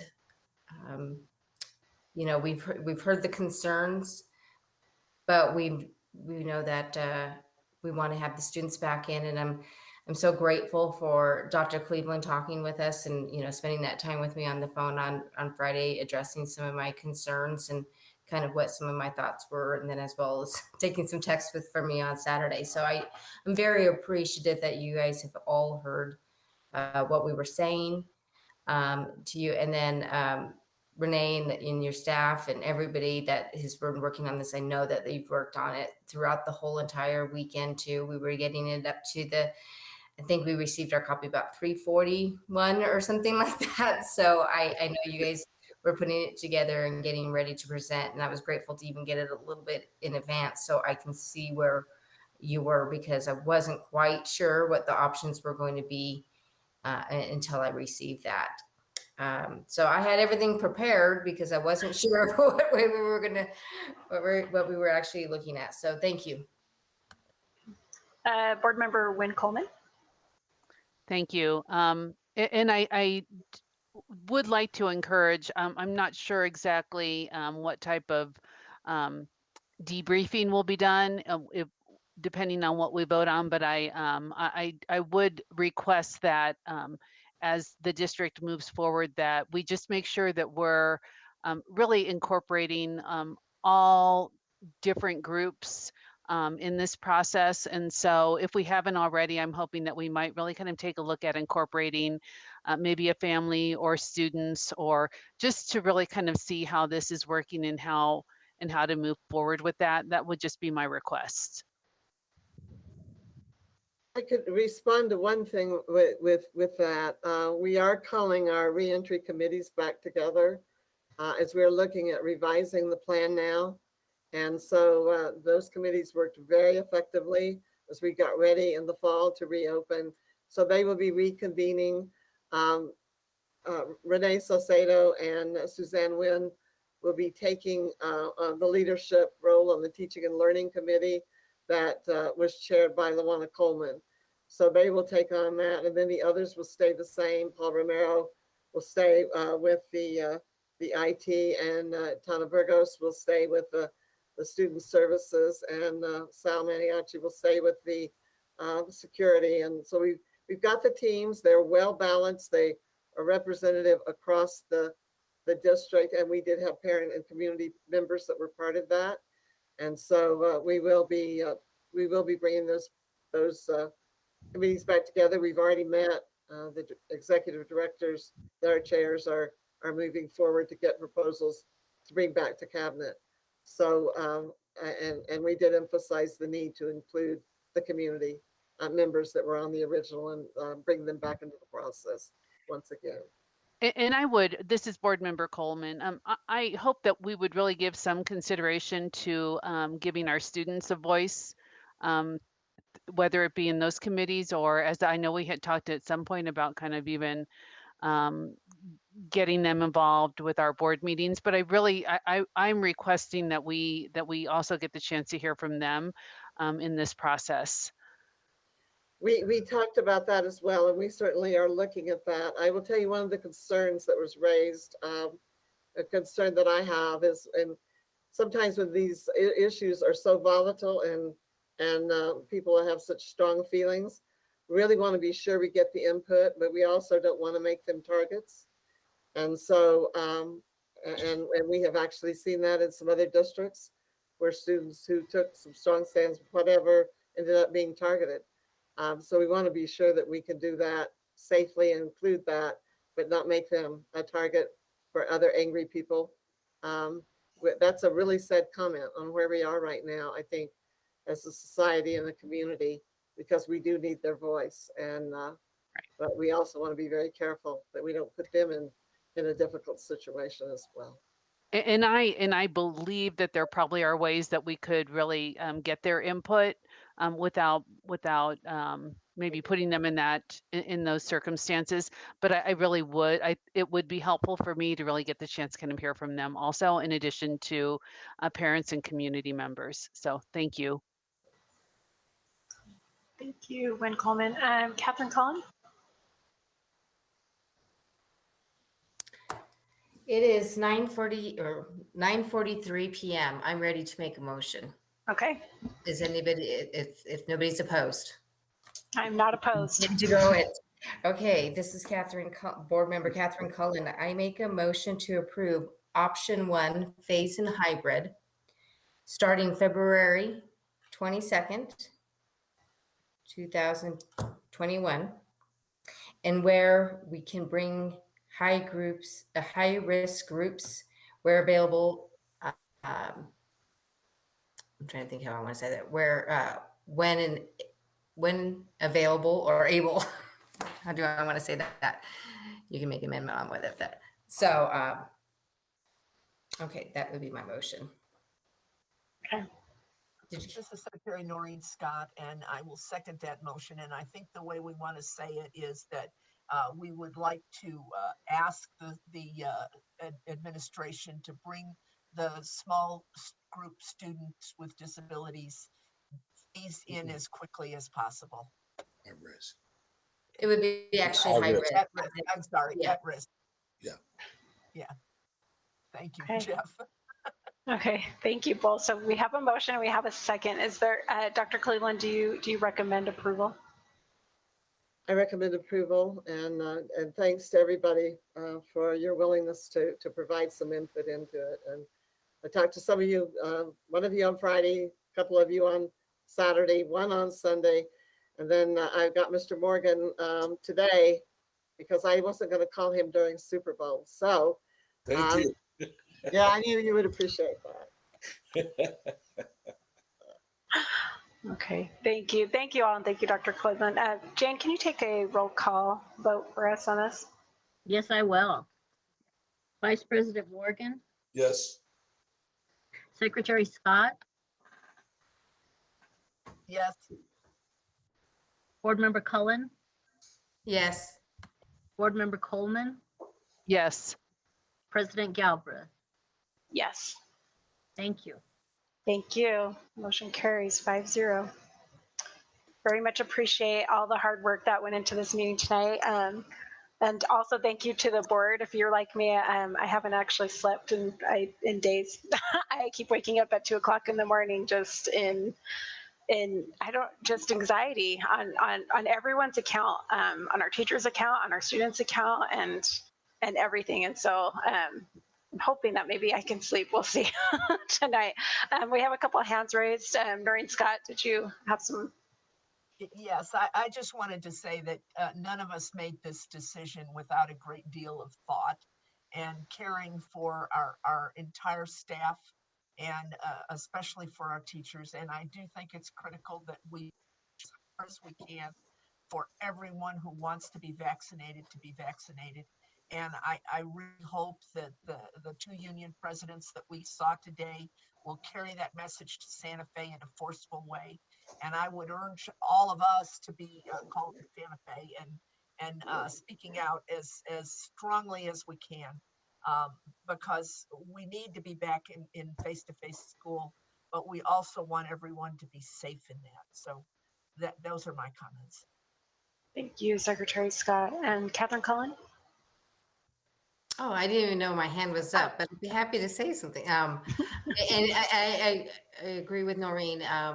You know, this decision wasn't taken lightly. We read the comments, and I developed. I could tell that I'm stressed because whenever I'm really highly stressed, I get an eye tick. So I know that that we really went through it, and believe me, the hours and hours of research that I did, and just reviewing what CDC has put out and what medical professionals have put out and what other countries have done, as well as within the United States. So I just want to say how appreciative I am to the staff for everything that you've done and been able to put this together. And it wasn't taken lightly. So thank you. Thank you. Anything else from other board members? I want to just make sure everyone has a chance if they'd like to say something. Just thanks. Here, we'll go to Wynn Coleman and then we'll go over to Jeffrey Morgan. Go ahead, Wynn. Yes, Board Member Coleman. Yes, this was a lot of research, a lot of reading, a lot of talking, asking questions. I want to just say thank you to the staff. And I probably in no way can understand the time and the hours that were put into it. And so I in no way wanted you, as much as it might have come across that I was concerned about the timing of getting the presentation. I understand how things are, it's been a real moving target through all of this. So please know that my comment about that comes from my my passion to make sure I'm making the best decision in support of what is best for our community. And that covers a wide group of people. So I'm grateful for the board and just how we've worked together on this. And so I just want to say thank you, and thank you to Dr. Cleveland for taking the time to talk with me, to call, and for our discussions. Thank you, Board Member Coleman. And then Vice President Morgan. Again, just thanks for all the work. Really appreciate it. You know, and one last note, and for us, we've been talking about being tired, and I know that the district's been tired, but really the work is just beginning. And so I think we recognize that, and we recognize that for our staff. We know they've been putting in long hours on the weekend, and as we start to move ahead, it's going to continue to be that way. And we do want to continue to make sure that our elementary is supported. And so I hope as we move ahead that we keep them foremost in our thoughts, and making sure that they're supported as we put these other groups into school. And also just a call out to our community as a whole, and asking for just an outpouring of love, both for our teachers and our teachers to our families. It has been a very, very difficult year. And I know that as we get off this meeting tonight, there's going to be a lot that are very, very concerned as we move forward. And this has been such an amazing community. I grew up here. I grew up in Rancho, and I've had so many opportunities to move away, and my family, we love it here. And so we stay because we have an amazing community. And so as we go through this, I hope that we can all turn back again to each other in understanding, and make a commitment to support one another as we go through these things, and understand where everyone's coming from. And so I want to just thoroughly thank our teachers. They have done an amazing, amazing job. And I know I've said it before, but I hear their voices throughout my home at all levels of schools. And I just appreciate everything that they have done. It's been hard, and to our families who it's been hard for our families as well, and for our students. So thank you. Dr. Cleveland, did you have anything before I go into advanced planning that you would like to say? I would just like to thank the phenomenal team that pulled this together and are doing the other things as well. And so we'll continue to, we appreciate having some direction and know where we're going now. And now we can really begin to focus on the things we need to do. So I'm glad that a decision was made tonight rather than waiting, because it will really help us move forward. And so thank you for a long evening. And I also want to thank our staff. We have phenomenal staff in this district, and I appreciate all levels the hard work that people have done.